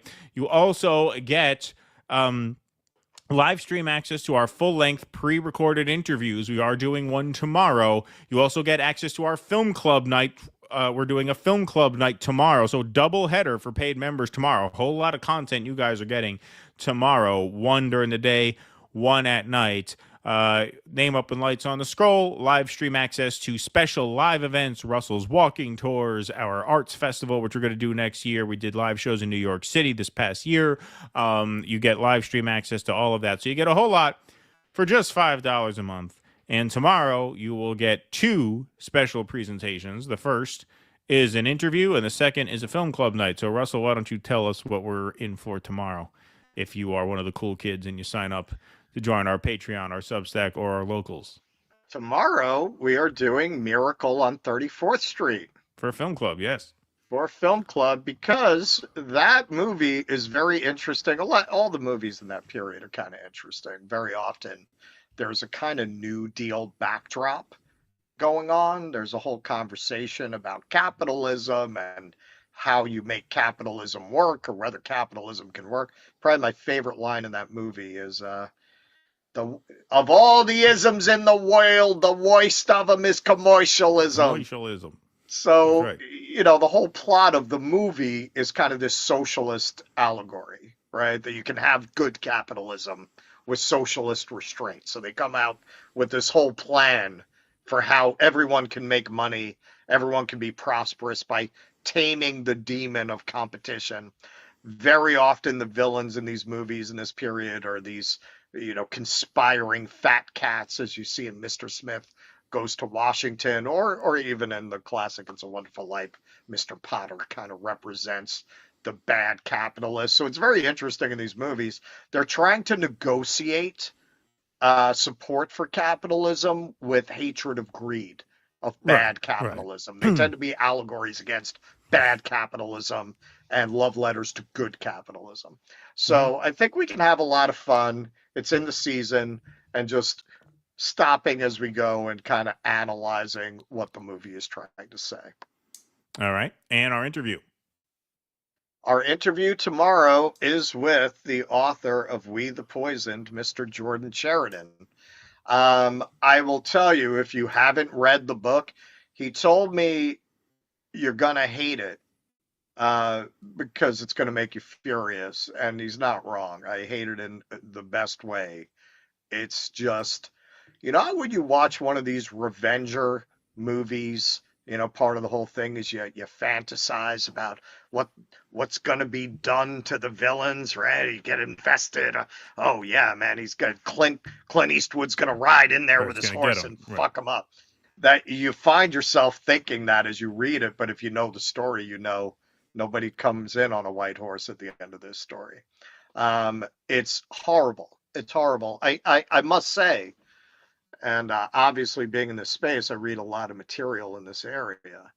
I can't think of anything I've read that better illustrates that we do not in any way live in a democracy, and that any claim that our capitalism is working to improve the lives of people is profane.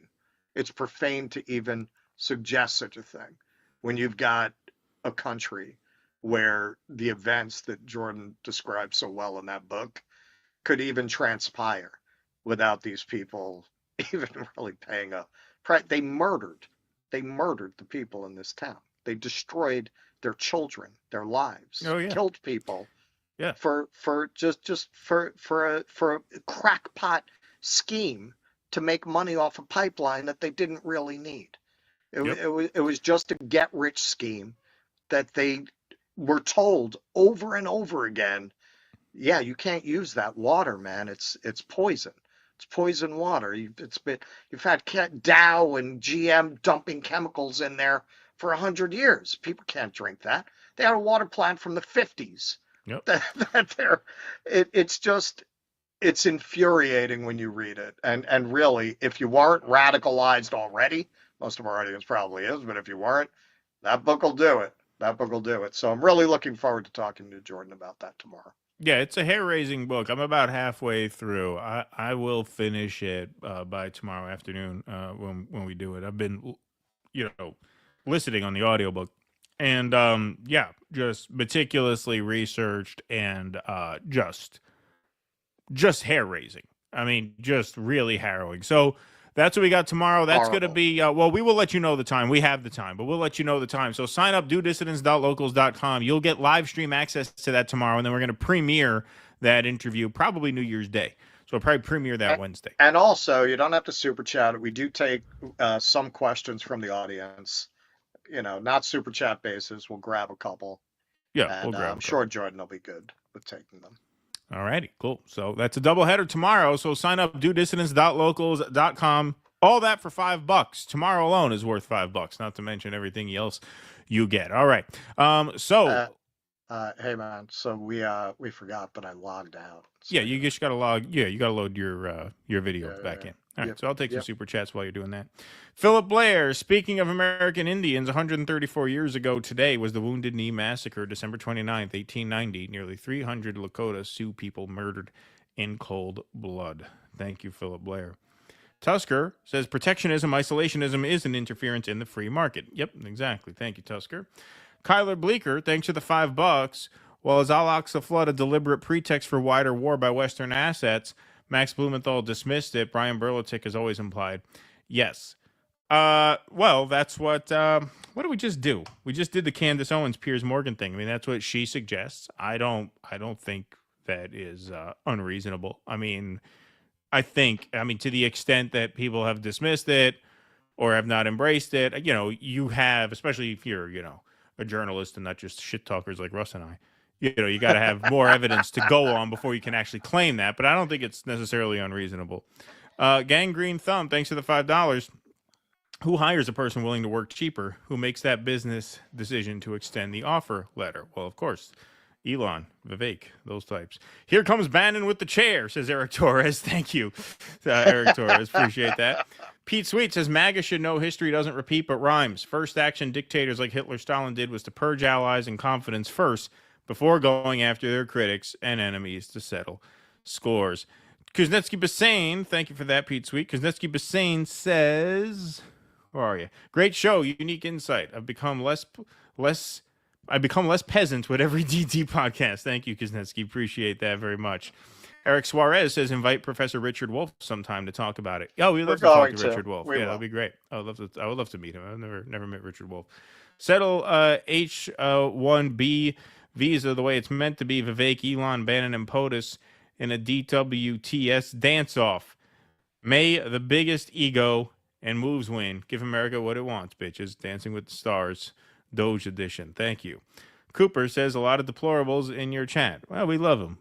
We love them. We love everybody. All are welcome.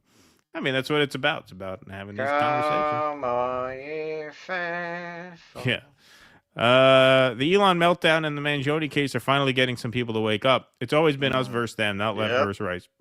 Free Palestine and free America from the peasant mentality. Thank you very much. Well said. Cole 3000, firms would prefer H-1Bs over U.S. workers, even if pay was equal. H-1Bs are shackled to their sponsor, can't unionize, can't be easily shipped home. Right. Yes, of course. Yeah, they have less job flexibility. Of course, they have less leverage, even if pay was equal. That's a very good point. Appreciate that very much. Okay. All right. You got your stuff loaded in? Yeah, everything's in. All right. Go ahead. Okay. All right. So, it was funny working on this. We haven't been doing a lot of kind of YouTube conversation videos over the last couple of years because, frankly, I think we matured as a channel. And I think most of the channels around us, with one exception, have matured out of really doing YouTube gossip.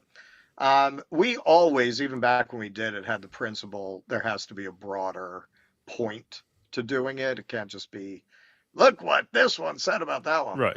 If ever there was a case that clears that bar, it was the conversation that Cenk Uygur had with Francesca. How do you say her last name? Fiorentini. Fiorentini, right? Fiorentini.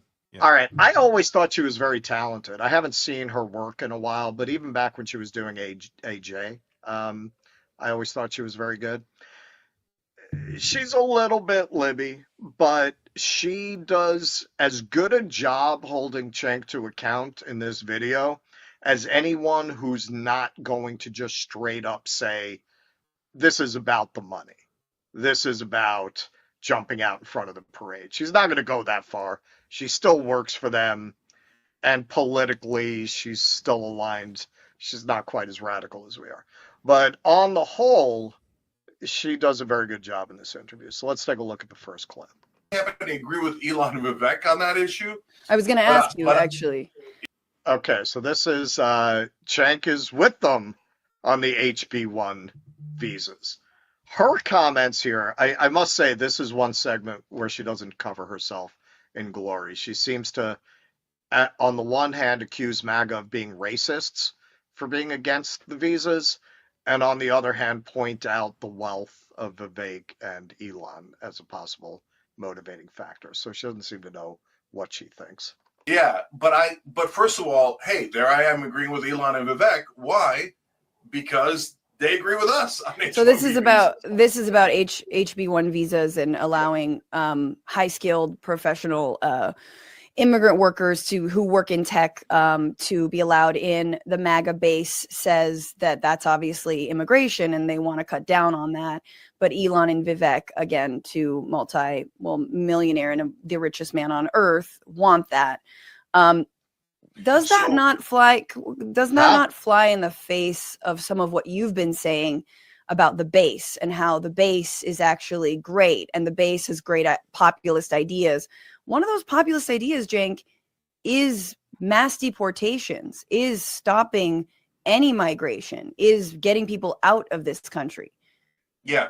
So, Franny, it's a great question. And so that's why what's happening today is actually so interesting. Because number one, are we allowed to agree with anyone on the other side? Elon said terrible things. He backed that crazy radical right-wing party in Germany, et cetera, right? But that doesn't mean he's wrong about these visas. We've had that position on visas our whole lives, right? We agree with, or he has now come to agree with us. Same with Vivek. Now, but what's interesting is, so now MAGA... He doesn't come to agree with you. He's always just wanted... it's almost done. The populist base of MAGA rebels against Elon and Vivek. So number one, that shows that that my thesis that they will rebel against their leaders is true. Okay. All right. So go ahead. Yes. Well, it's fairly simple. I mean, it's very obvious. He hasn't come to their. He hasn't. That's been an amazing claim. It's an amazing claim. Elon and Vivek, these Silicon Valley billionaires, were, we don't want to take the cheap labor that can't unionize on these H-1B visas, but I'm coming around to the left position. Right. This is very typical of the verbal jujitsu he keeps trying to pull with this, that they're coming to him, not that he's going to them. Right. You see, they're coming to us, so why wouldn't I want to have a conversation? Right?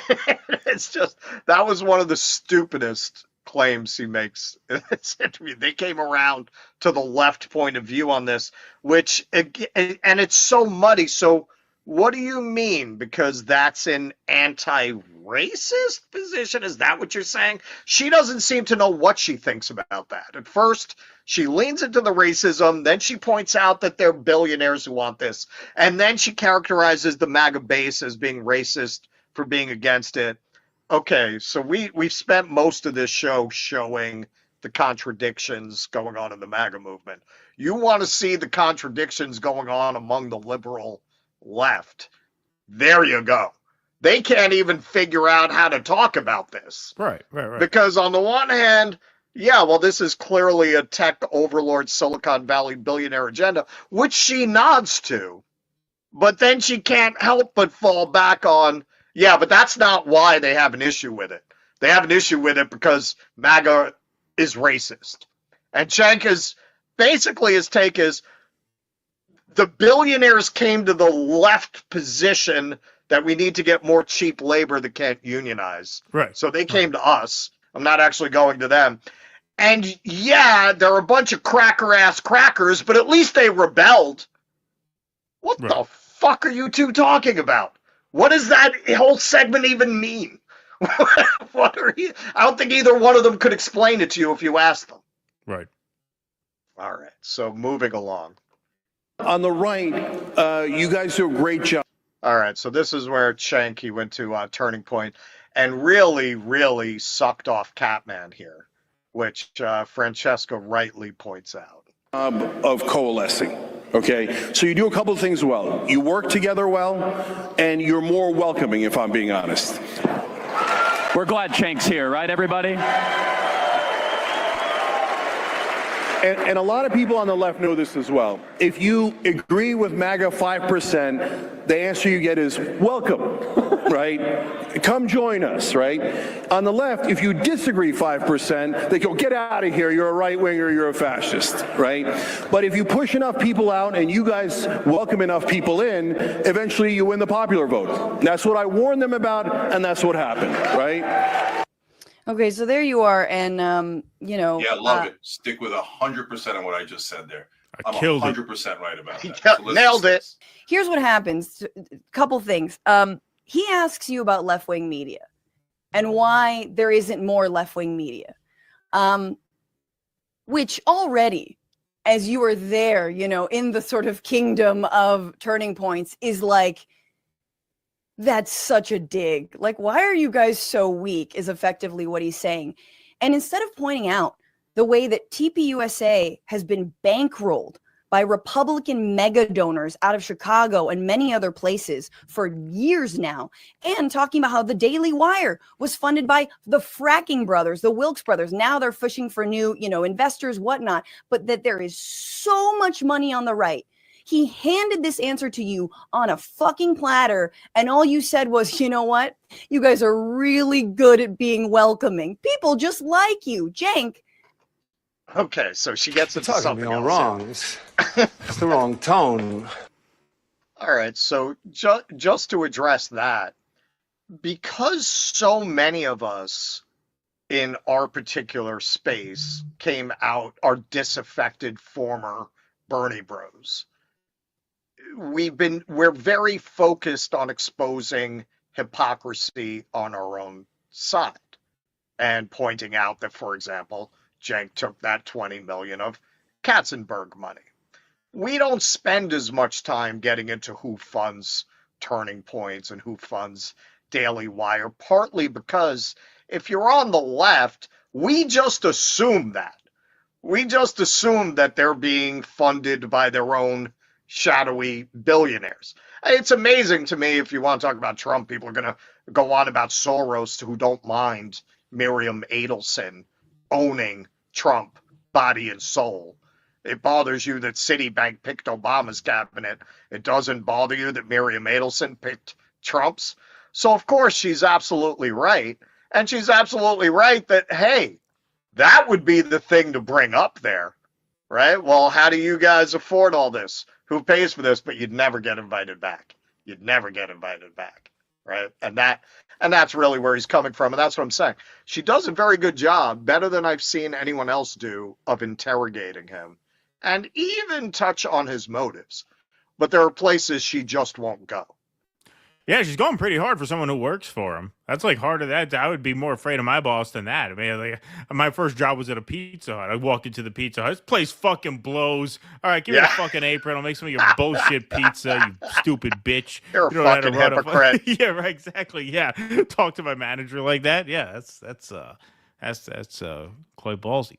All right, so she goes on about this 5% thing, which I've got to say, man. Again, so many of us are coming out of breaking away from the Democratic Party, and we've been fighting that war for so long that we just haven't really laid into the right in this way in a long time. But this whole, yeah, they're much more welcoming. You know, she interrogates that in a way I think is very smart. They've got all the money. I didn't say people just what are like you me. That's very talking about? That's effectively what you're good at coalescing. And here's my question to you about so that's just number one on the media, because that just stings because I'm in media. But on the 5%, if you disagree with MAGA 5%, they still welcome you. How did that work out for Liz Cheney? Yeah. So look, is there a part of MAGA that'll push you out? Of course. That's what we know MAGA for. When do they push you out, Cenk? When do they push you out? Largely when you disagree with Trump. Exactly. So listen, this is the thing that it's the unspoken thing that you're never saying, that ultimately it's all hunky-dory. Elon can tweet back at you. Vivek can listen to you. But if you defy Donald Trump, the God Emperor, you're kicked out of the castle. And no one's defending Liz Cheney. Screw both their castle and the other castle. But Liz Cheney voted with Donald Trump 98% of the time. And just the 1% when she was like, hey, you know what? You can't do a coup on this country. And Adam Kissinger, and they were gone. So miss me with this 5% BS, yo. Where's the lie? Where's the lie? You know, we spend a lot of time, again, because of the lane we're in, because of who we're surrounded by, talking about, well, MAGA's more willing to have a conversation. I mean, they are and they aren't. Just like with the libs, it depends on what it is. It depends on what it is. Right. She's not wrong. Sure. Yeah, you can say, actually, with some of these people, you can't say shit about Elon. Maybe now you can. But now you can. Well, yeah, now it's open season on Elon. But yeah, for a while there, you couldn't. Now, obviously, I mean, her interpretation of January 6th. I had people losing their mind because I was making fun of the Cybertruck. Yeah, I mean, yeah, exactly. I mean, I'll say her interpretation of January 6th is a bit Libby and blue-pilled. That's what I mean. She's kind of Libby, but she's not wrong. Well, the point like is... Like what? Liz Cheney's a lib? Right, she's not a lib now. Right. I mean, she crossed a red line that I could understand is a red line if you believe that she was part of a criminal conspiracy to essentially entrap. And it's not technically entrapment what they did. on January 6th, but it was a setup. Entrapment, I know specific definitions because of the Newburgh 4 case. In order for it to be entrapment, the dupe, the target, the mark has to be unwilling to participate in the event, which obviously the January 6ers were not unwilling to do it. Let's put it this way. It was a setup, and so like I understand from MAGA's point of view where that would be a line in the sand. But yeah, I mean the fact remains she's not a liberal, right? She's certainly not a liberal, and they're certainly not like you could have a very conservative voting record and vote with Donald Trump almost 100% of the time while still being excluded based on certain issues, certain factors. It's certainly not 5%. It's not 5%. They want more than 5% loyalty. I think the truth is somewhere in the middle there. They certainly do. And yes, the way she framed that is unfortunate.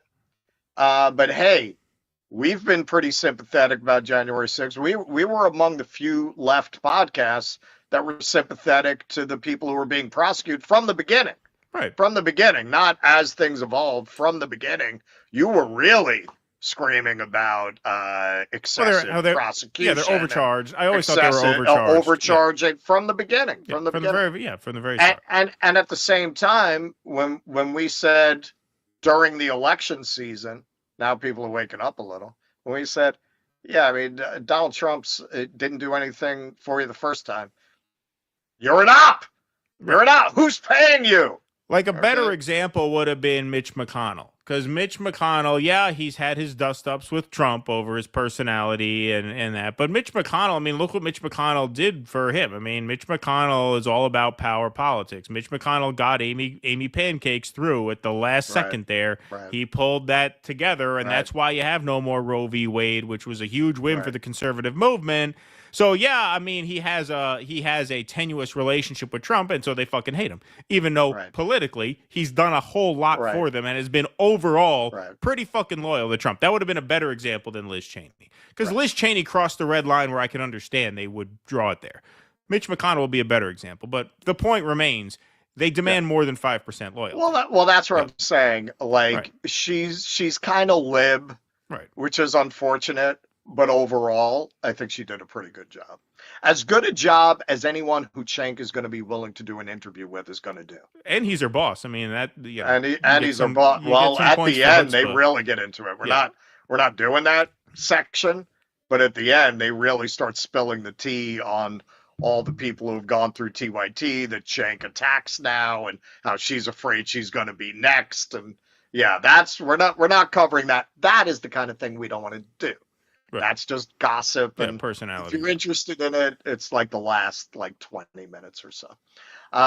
Okay, so here's our little thing about immigration policy, which is pretty fascinating. You want to have a beer with people who want to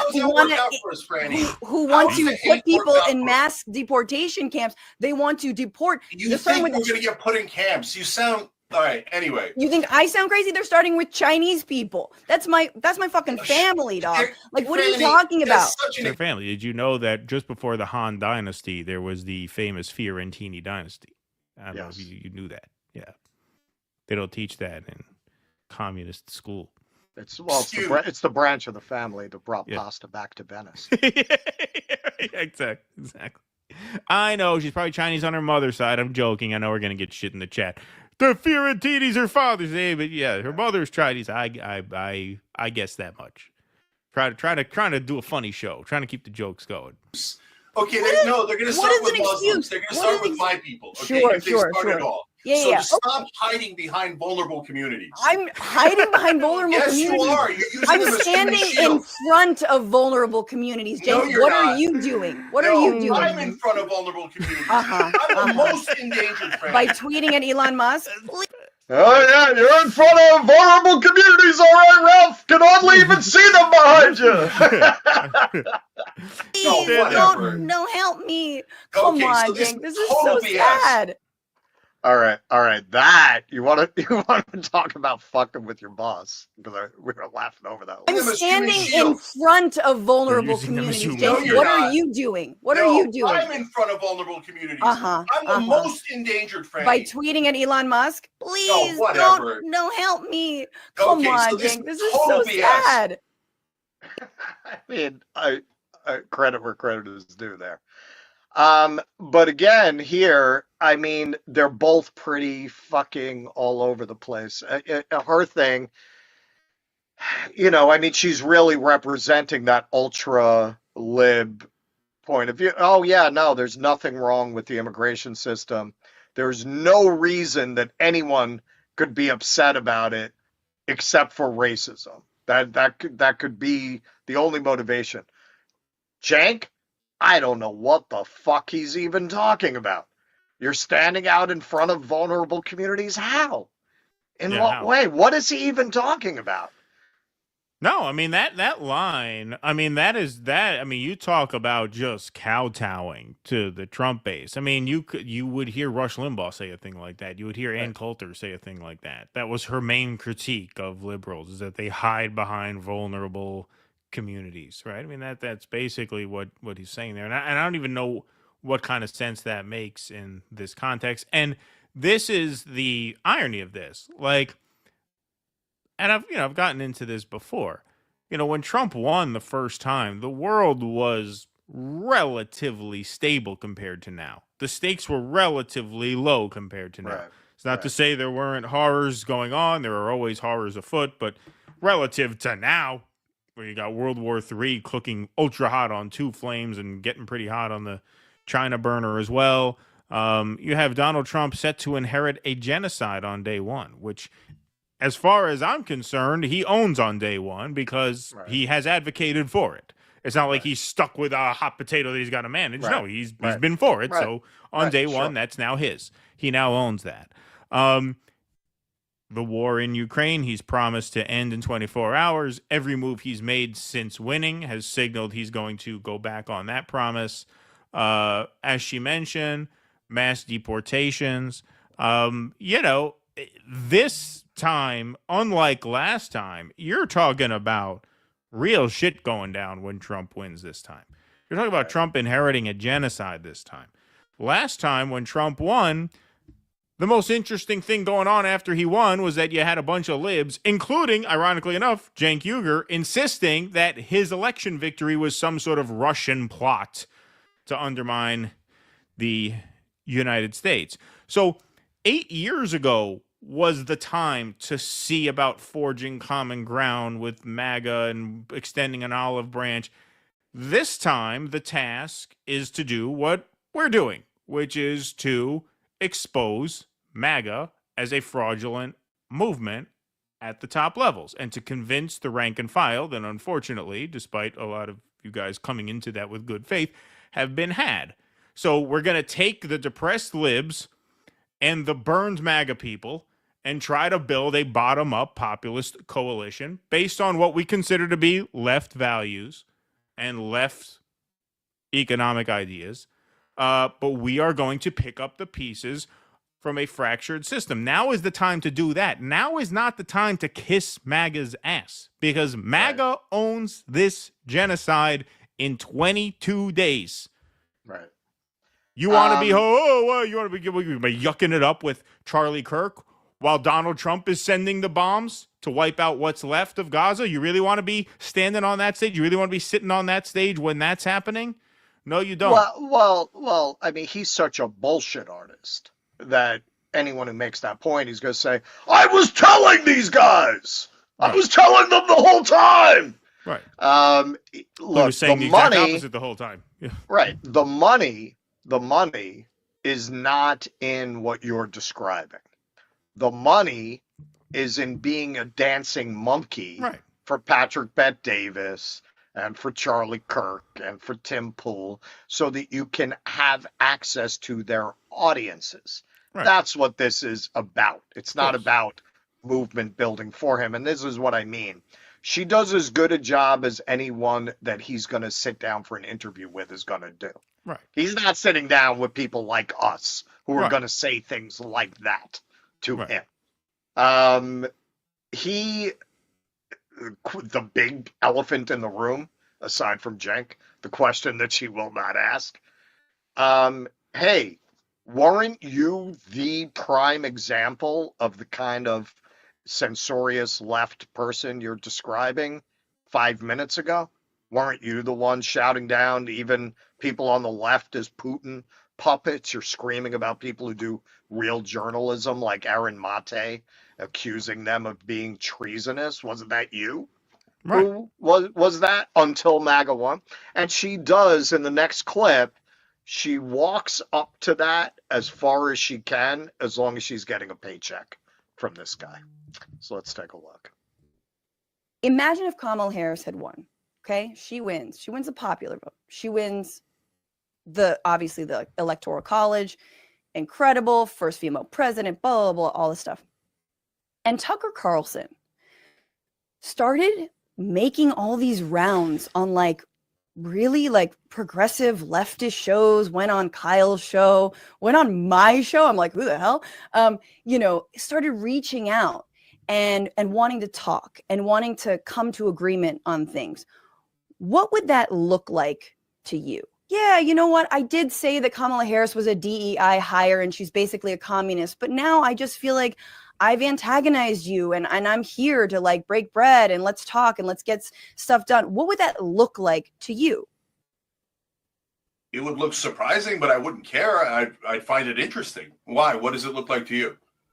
I mean, to me, if Tucker Carlson did that, I'd be like, oh, we fucking won.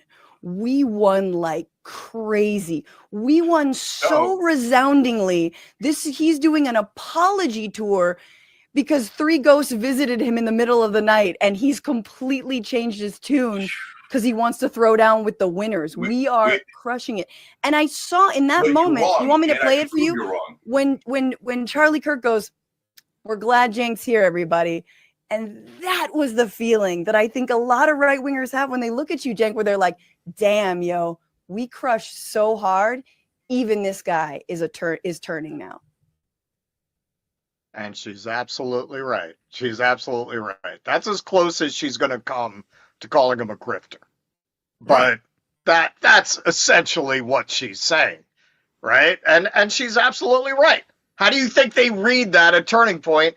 Charlie Kirk's carrying his head around on a spike on that stage, and everyone's going, yeah, we got Cenk. We got even Cenk is here, bending the knee to us. That's how this plays. It's touring the barbarians that were defeated in Germania through the center of Rome. Right. And the main difference is timing, as far as I can see. It's too late for this now. It's too late for this. He's trying to jump out in front of the parade and make himself that bridge, make himself that voice, which for anyone who's been singing the song of, hey, there's a lot of opportunity with the MAGA base to bring them over to left positions. You were calling everyone who said that a right-wing grifter. You were calling us all Putin puppets. You were screaming about Russiagate. Now, all of a sudden, you want to jump out in front of that conversation? Well, but also, if you want to do persuading, you actually have to do persuading. You actually have He's just kissing their ass. Right. He's just there to kiss their ass.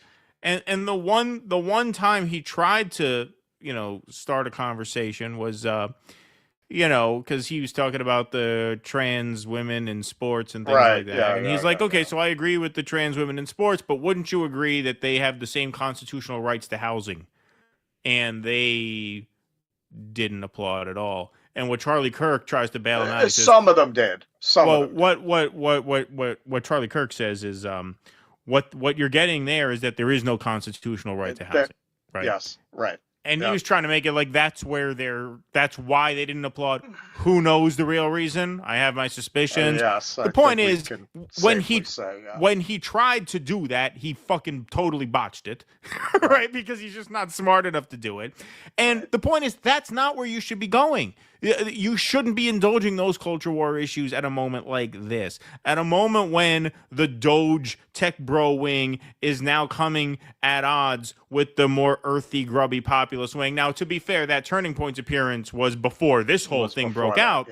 But you could see the tension starting to simmer. That's why Donald Trump said he's not the president, I'm the president. You could see the tension starting to simmer around the spending bill, where you had this tech bro oligarch exerting more influence over the Republican caucus than Donald Trump. You could see that starting to fracture. So if you were smart and actually serious about radicalizing MAGA into your camp, that's where you would go. You wouldn't go with a trans sports thing. That's a guy trying to attract an audience of Dave Rubin fans because he feels like Dave Rubin made the move when it was profitable, and now his brand of politics is not profitable, and so he's playing catch up. But it's too late. It's too late. Well, and there's why, and she even calls him out on this, and we've talked about this. He keeps making out as if them booing Mitch McConnell is a recent innovation. That was the message of the entire Trump 2016 campaign. Of course, he beat 16 establishment Republicans by attacking them in that way. By being dismissive of iconic people, even like John McCain. Say, oh, I prefer soldiers to get captured. You would think that would be a third rail, right?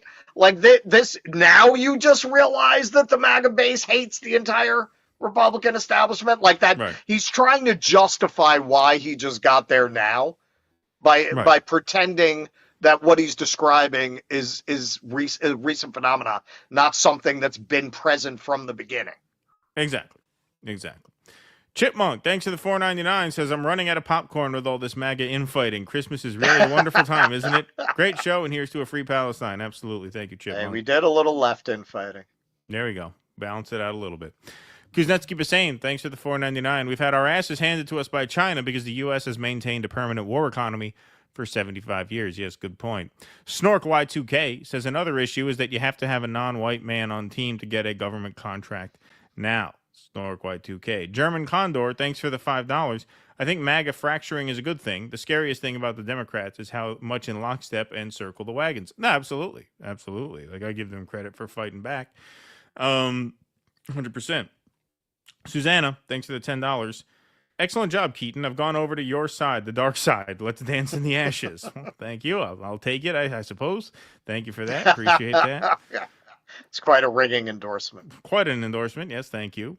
Tusker says, can we just deport everyone in the Congress, Senate, State Department, etc.? Absolutely. Thank you, Tusker. Pete Sweet, Vivek Musk preach meritocracy. They want to be the ones who dictate who has merit, who has value. This is the mindset used when they abandon U.S. labor and rush to China for more valuable workers. Indeed. Brad Gilbert, thanks for the $5. Davos to the left of me, Zionist to the right. Here I am stuck in the middle with D. Which is better, being stuck in the 90s like Vivek is? Thank you very much for that.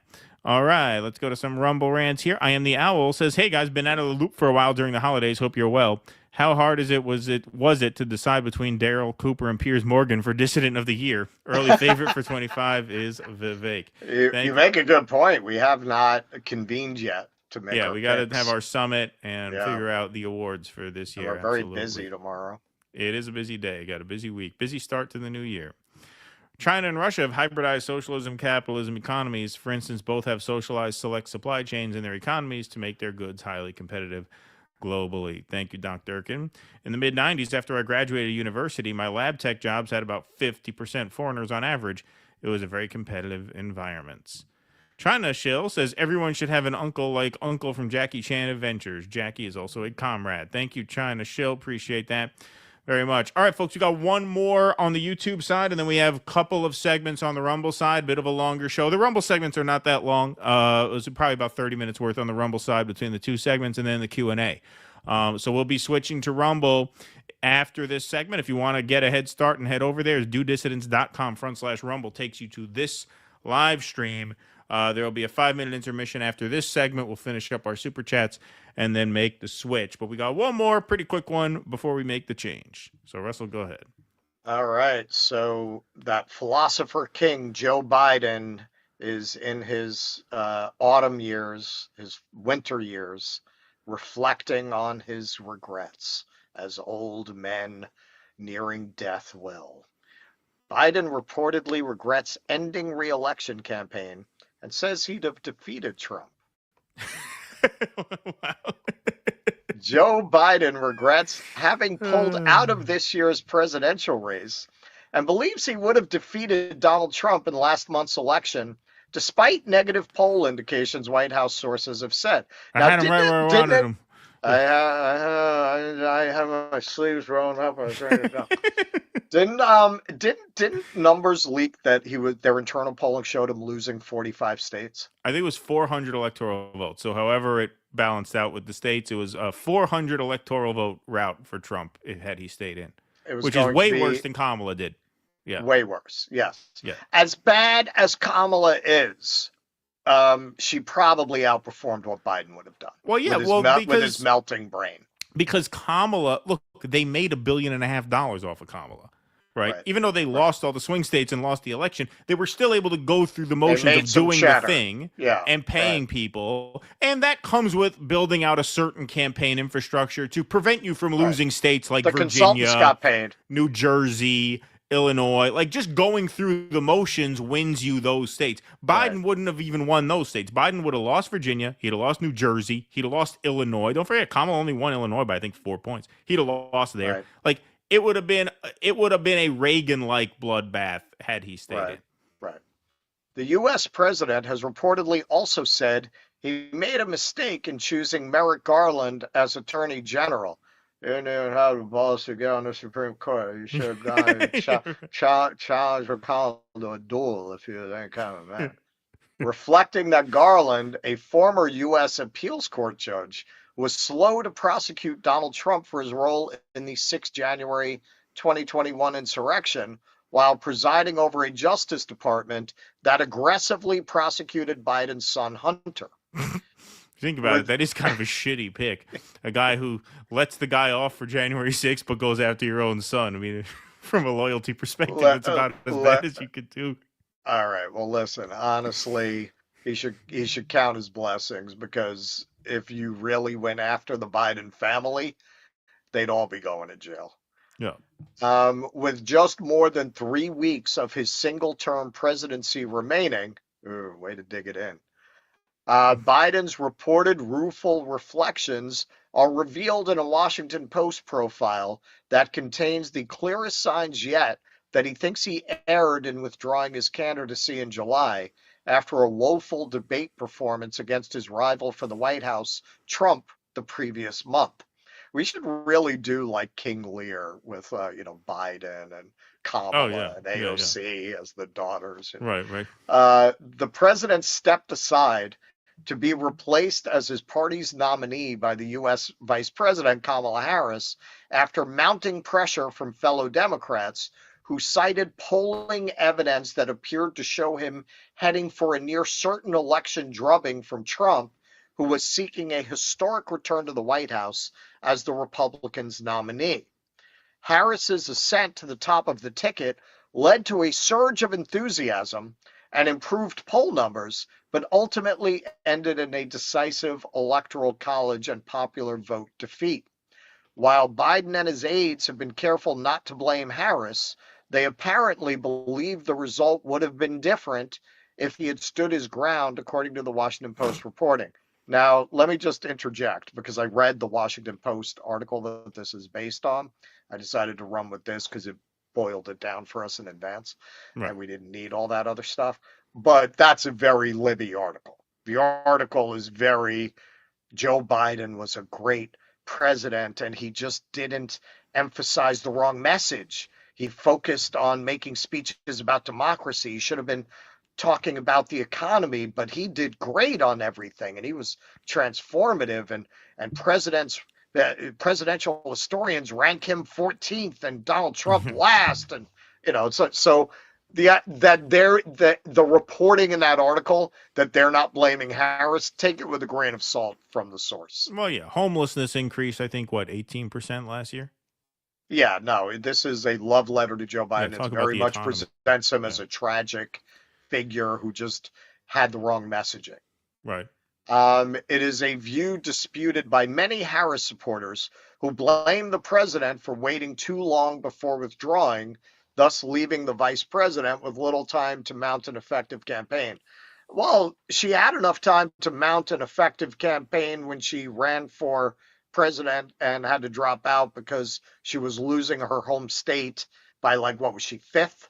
Yeah. She was polling fifth in California. She was losing to Andrew Yang in her home state. And I think she was behind the whitest man God ever made, Mayo Pete, in South Carolina. Right.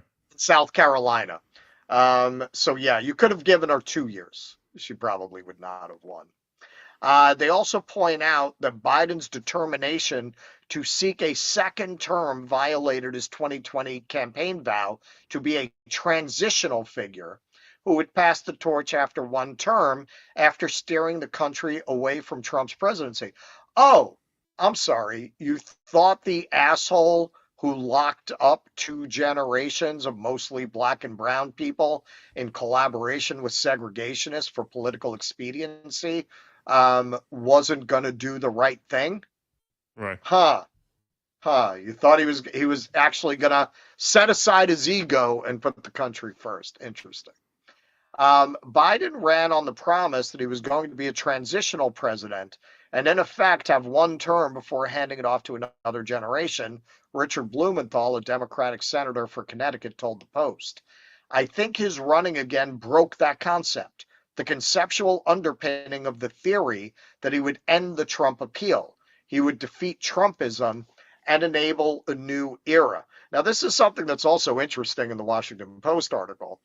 The writer very sympathetically talks about how Biden thought he was going to return to the rules and norms and guardrails of democracy, and that was going to be enough. And the writer seems to not, he kind of laments, we're in a different time where style is more important than substance. It's so sad because he was so right on the substance. It's really a terrible article. The outgoing president's misgivings over Garland are poignant, given that he announced him as his attorney general nominee the day after a Trump-incited mob attacked the U.S. Capitol on 6 January 2021 in an effort that ultimately failed to overturn Biden's 2020 presidential election victory. At the time, Biden said Garland would restore, quote, the honor, the integrity, the independence of the Justice Department after years of perceived politicization under Trump. Your loyalty is not to me, it's to the law, to the Constitution, to the people of this nation, Biden told Garland at his official unveiling. But according to the Post, Biden had to be persuaded by his chief of staff, Ron Klain, to choose Garland, at the time best known as Barack Obama's failed choice to succeed the conservative Justice Antonin Scalia on the U.S. Supreme Court before his nomination was derailed by a Republican-led Senate. Biden's political allies had pressed the case for Doug Jones, then a Democratic senator for Alabama, arguing that he would be better equipped to navigate Washington's bitterly bipartisan atmosphere. Didn't he beat the fan of the playground guy who went to the Roy Moore? Yeah, Roy Moore, right? yeah. Roy Moore. I was thinking about Roy Moore today, actually, because Steve Bannon campaigned pretty aggressively for Roy Moore. Those are some pretty funny fucking rallies. Steve Bannon, is so fucking in the middle of some barn somewhere in the Alabama hills making speeches for Roy Moore. Yeah. Yeah, I did a Facebook post about that popped up on my timeline. It's still a pretty funny post because I was married to an Australian at the time. And I said, and I mentioned this to her, that this guy, Roy Moore, running in Alabama, rode a horse with a pistol to the polls. Right. She said, are you serious? I was like, yeah, look it up. Yeah. And she looked it up and she goes, What the fuck is wrong with your country? Yeah, no, that guy was I was born here. What's your excuse? Yeah. You immigrated here. Like, why would you do that? Yeah, he was quite. It's funny because of the Bannon story. I thought of Roy Moore earlier today. Biden's political. Okay, so argument. Klain instead argued that Garland, reputed for fairness, would send a more reassuring message of Justice Department independence after Trump. As events transpired, Biden still faced false accusations by Trump of weaponizing the department as it pursued criminal investigations over his January 6th role and for hoarding classified White House documents, even while also investigating Hunter Biden and the president himself, the latter for also illegally retaining classified documents. Biden now believes he should have chosen someone else, the Post reported, a view consistent with many Democrats who believe Garland was too slow to investigate and eventually prosecute Trump for January 6th and related activities to reverse his defeat. And this really demonstrates how stupid these people are. How did that 34 felony counts work out for you guys that you were so fucking proud of? Right, exactly. You were so convinced was going to be the end of Donald Trump. Why do you think an earlier lawfare campaign would have been perceived as lawfare against him would have helped or hurt him? The deliberate pace of the investigation, which eventually resulted in the appointment of a special counsel, Jack Smith, meant Trump was ultimately able to avoid the spectacle of a politically damaging trial before this year's election. Yeah, I mean, you say politically damaging. As we've seen, that's been a great stage for him, if anything. Of course. Smith last month formally applied for his 2 criminal cases against Trump to be wound up in view of his election victory, in effect, ending them. So Joe is going out as he came in, broken and imbecilic. Yep, and completely delusional and blinded by ego. To think that, wow, I should have stated. But look, this is why we sensed a pettiness from him the whole time. We never sensed he was ever fully on board with Kamala Harris, and that might be an overstatement, right? This is why when he put the Trump hat on, indulging the guy at the rally, we're like, is he trolling her? And then Jill Biden shows up to the polls wearing a red dress, right? He's smiling ear to ear when he has the post-election meeting with Trump at the White House. Which, by the way, the Washington Post article spun that as showing what a great guy he was. Right, what a statesman and how he much he is, believes in the guy institution. The guy was like a kid in a candy. I haven't seen him that happy in years. I haven't seen a smile on him like that since like the Paul Ryan debate where he started laughing at. Like it was as joyful as I've seen him hosting Trump in the White House. He has not smiled like that since the first crazy sentence for crack cocaine got handed down. Yeah, right. Exactly. I mean, the guy was all smiles that day. So yeah. I mean, of course, he probably thinks that he'd have won. That's why it took him so long to get out of the way in the first place, because he surrounded himself with a team of loyalists. That's what the Wall Street Journal exposed, which was that his inner circle really protected him from hearing the bad news, and his mind is gone. He's not capable of understanding. Not a word about that in the Washington Post. Right, nothing. He had a bad debate. He was incapacitated. Yeah, he had a bad night. He regrets. He doesn't regret the debate. He regrets doing it on that night because he doesn't not get into his mental incompetence at all. Yep. It's an incredible propaganda piece. Yeah, just a complete misreading of the moment. Not very surprising. Gilgamesh, thanks for the $2. Says Jank is chunky yogurt, loves slavery. Thank you, Gilgamesh. Moose World says I've seen this girl, I'm assuming you mean Francesca, associate letting trans women into women's sports with worker solidarity. LOL. She says some smart stuff, then 5 dumb things. No, you know what's funny? Cenk actually in that interview says that he's for the boys in girls sports in high school. I'm not clear if that means he's not for it at the professional level or he's not for it in college. And he said, well, people who say, well, what if my daughter comes in second? I say, who cares? Well, Cenk, the whole reason they created women's sports at that level, at the academic level, is that boys could win scholarships to schools through athletics, and it was considered unfair to girls that they didn't have that pathway to get their education paid for. Right. That's why they should care, which you very well know. So it's funny, like he's still trying to play both sides. Right. John O, thanks for the $7.99 super sticker. Appreciate that. Space 99 Yak. Jenk is right. These S-libs hide behind every vulnerable community here, legally or not. But Native Americans living in the highest poverty in the USA, crickets. Yeah, no, it's just an interesting criticism coming from him, given his background, of course. Right. Pete Sweet, member for 18 months. Thanks, Pete Sweet. Jenk will go full MAGA GOP before he would ever go post-duopoly like DD or Jimmy. Not enough grift in it. Well, that's the thing. The post-duopoly space is it's a much smaller space than the MAGA space. Samuel Bruce says, I always come in later. Hi, gentlemen. Thank you, Samuel. Appreciate that very much. Dr. Erkin says, Russell, I'm very much looking forward to your upcoming China trip and what you observe and report back what their system is and how it works. Better than the current U.S. system. Thank you, Dr. Erkin. Appreciate that. I am going back and forth on April just because there's so much going on, man. And we're going out to Seattle in February. We're talking about shooting this documentary in July. I was planning on spending a couple of months in Buffalo where I might actually settle. So we'll see. We'll see. If not April, it'll be September. I'm trying to decide. Virtuoso says, I'd like to wish prostate cancer a speedy recovery as it is battling Benjamin Netanyahu. Yeah, he's having his prostate removed. They said it was because it was enlarged, but then some speculation is that he has cancer. Mark Lamont Hill tweeted out, like, is it true that Benjamin Netanyahu has stage 3 prostate cancer?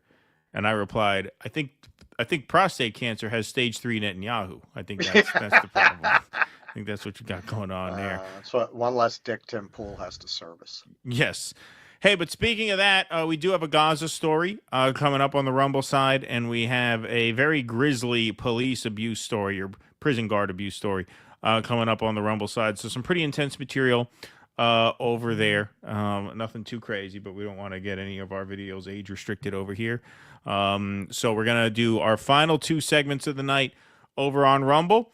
We've gotten rid of, we've done all of our super chats here. We still have some more Rumble rants to read over on the Rumble side, which we will get to after a 5-minute break. So, folks, we're going to take a brief intermission right now and head over to Rumble. So go to dodissidents.com/Rumble. That takes you right to this live stream.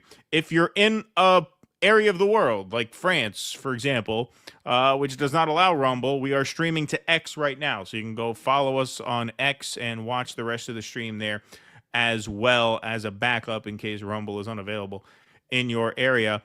Everyone else, dodissidents.com/Rumble. Thanks to Jake's handiwork. Thanks to Jake for being in the chat tonight. Thank you, everybody, so much for being here. Please hit that subscribe button. Please hit that follow button while we have a few minutes here. And please join us for the rest of the show over on Rumble after this 5-minute intermission. If you're not joining us for the rest of the show, we'll see you tomorrow twice if you're a patron. In the afternoon and in the evening for Jordan Sheridan interview and for Movie Club. And we'll be back with our special year-end show Tuesday, 2 p.m. Eastern. But the show continues in 5 short minutes. Please join us for the rest of it. We've got a couple of good ones for you, plus Q&A, plus callers. Callers, please don't call in yet. We still have some tech we have to work with back here for the rest of the exhibits. We will let you know when the call lines are open. But right now, we're going to take a 5-minute break and catch you on Rumble for the rest of the show. Until then, be safe and be well. Courage! Please clap.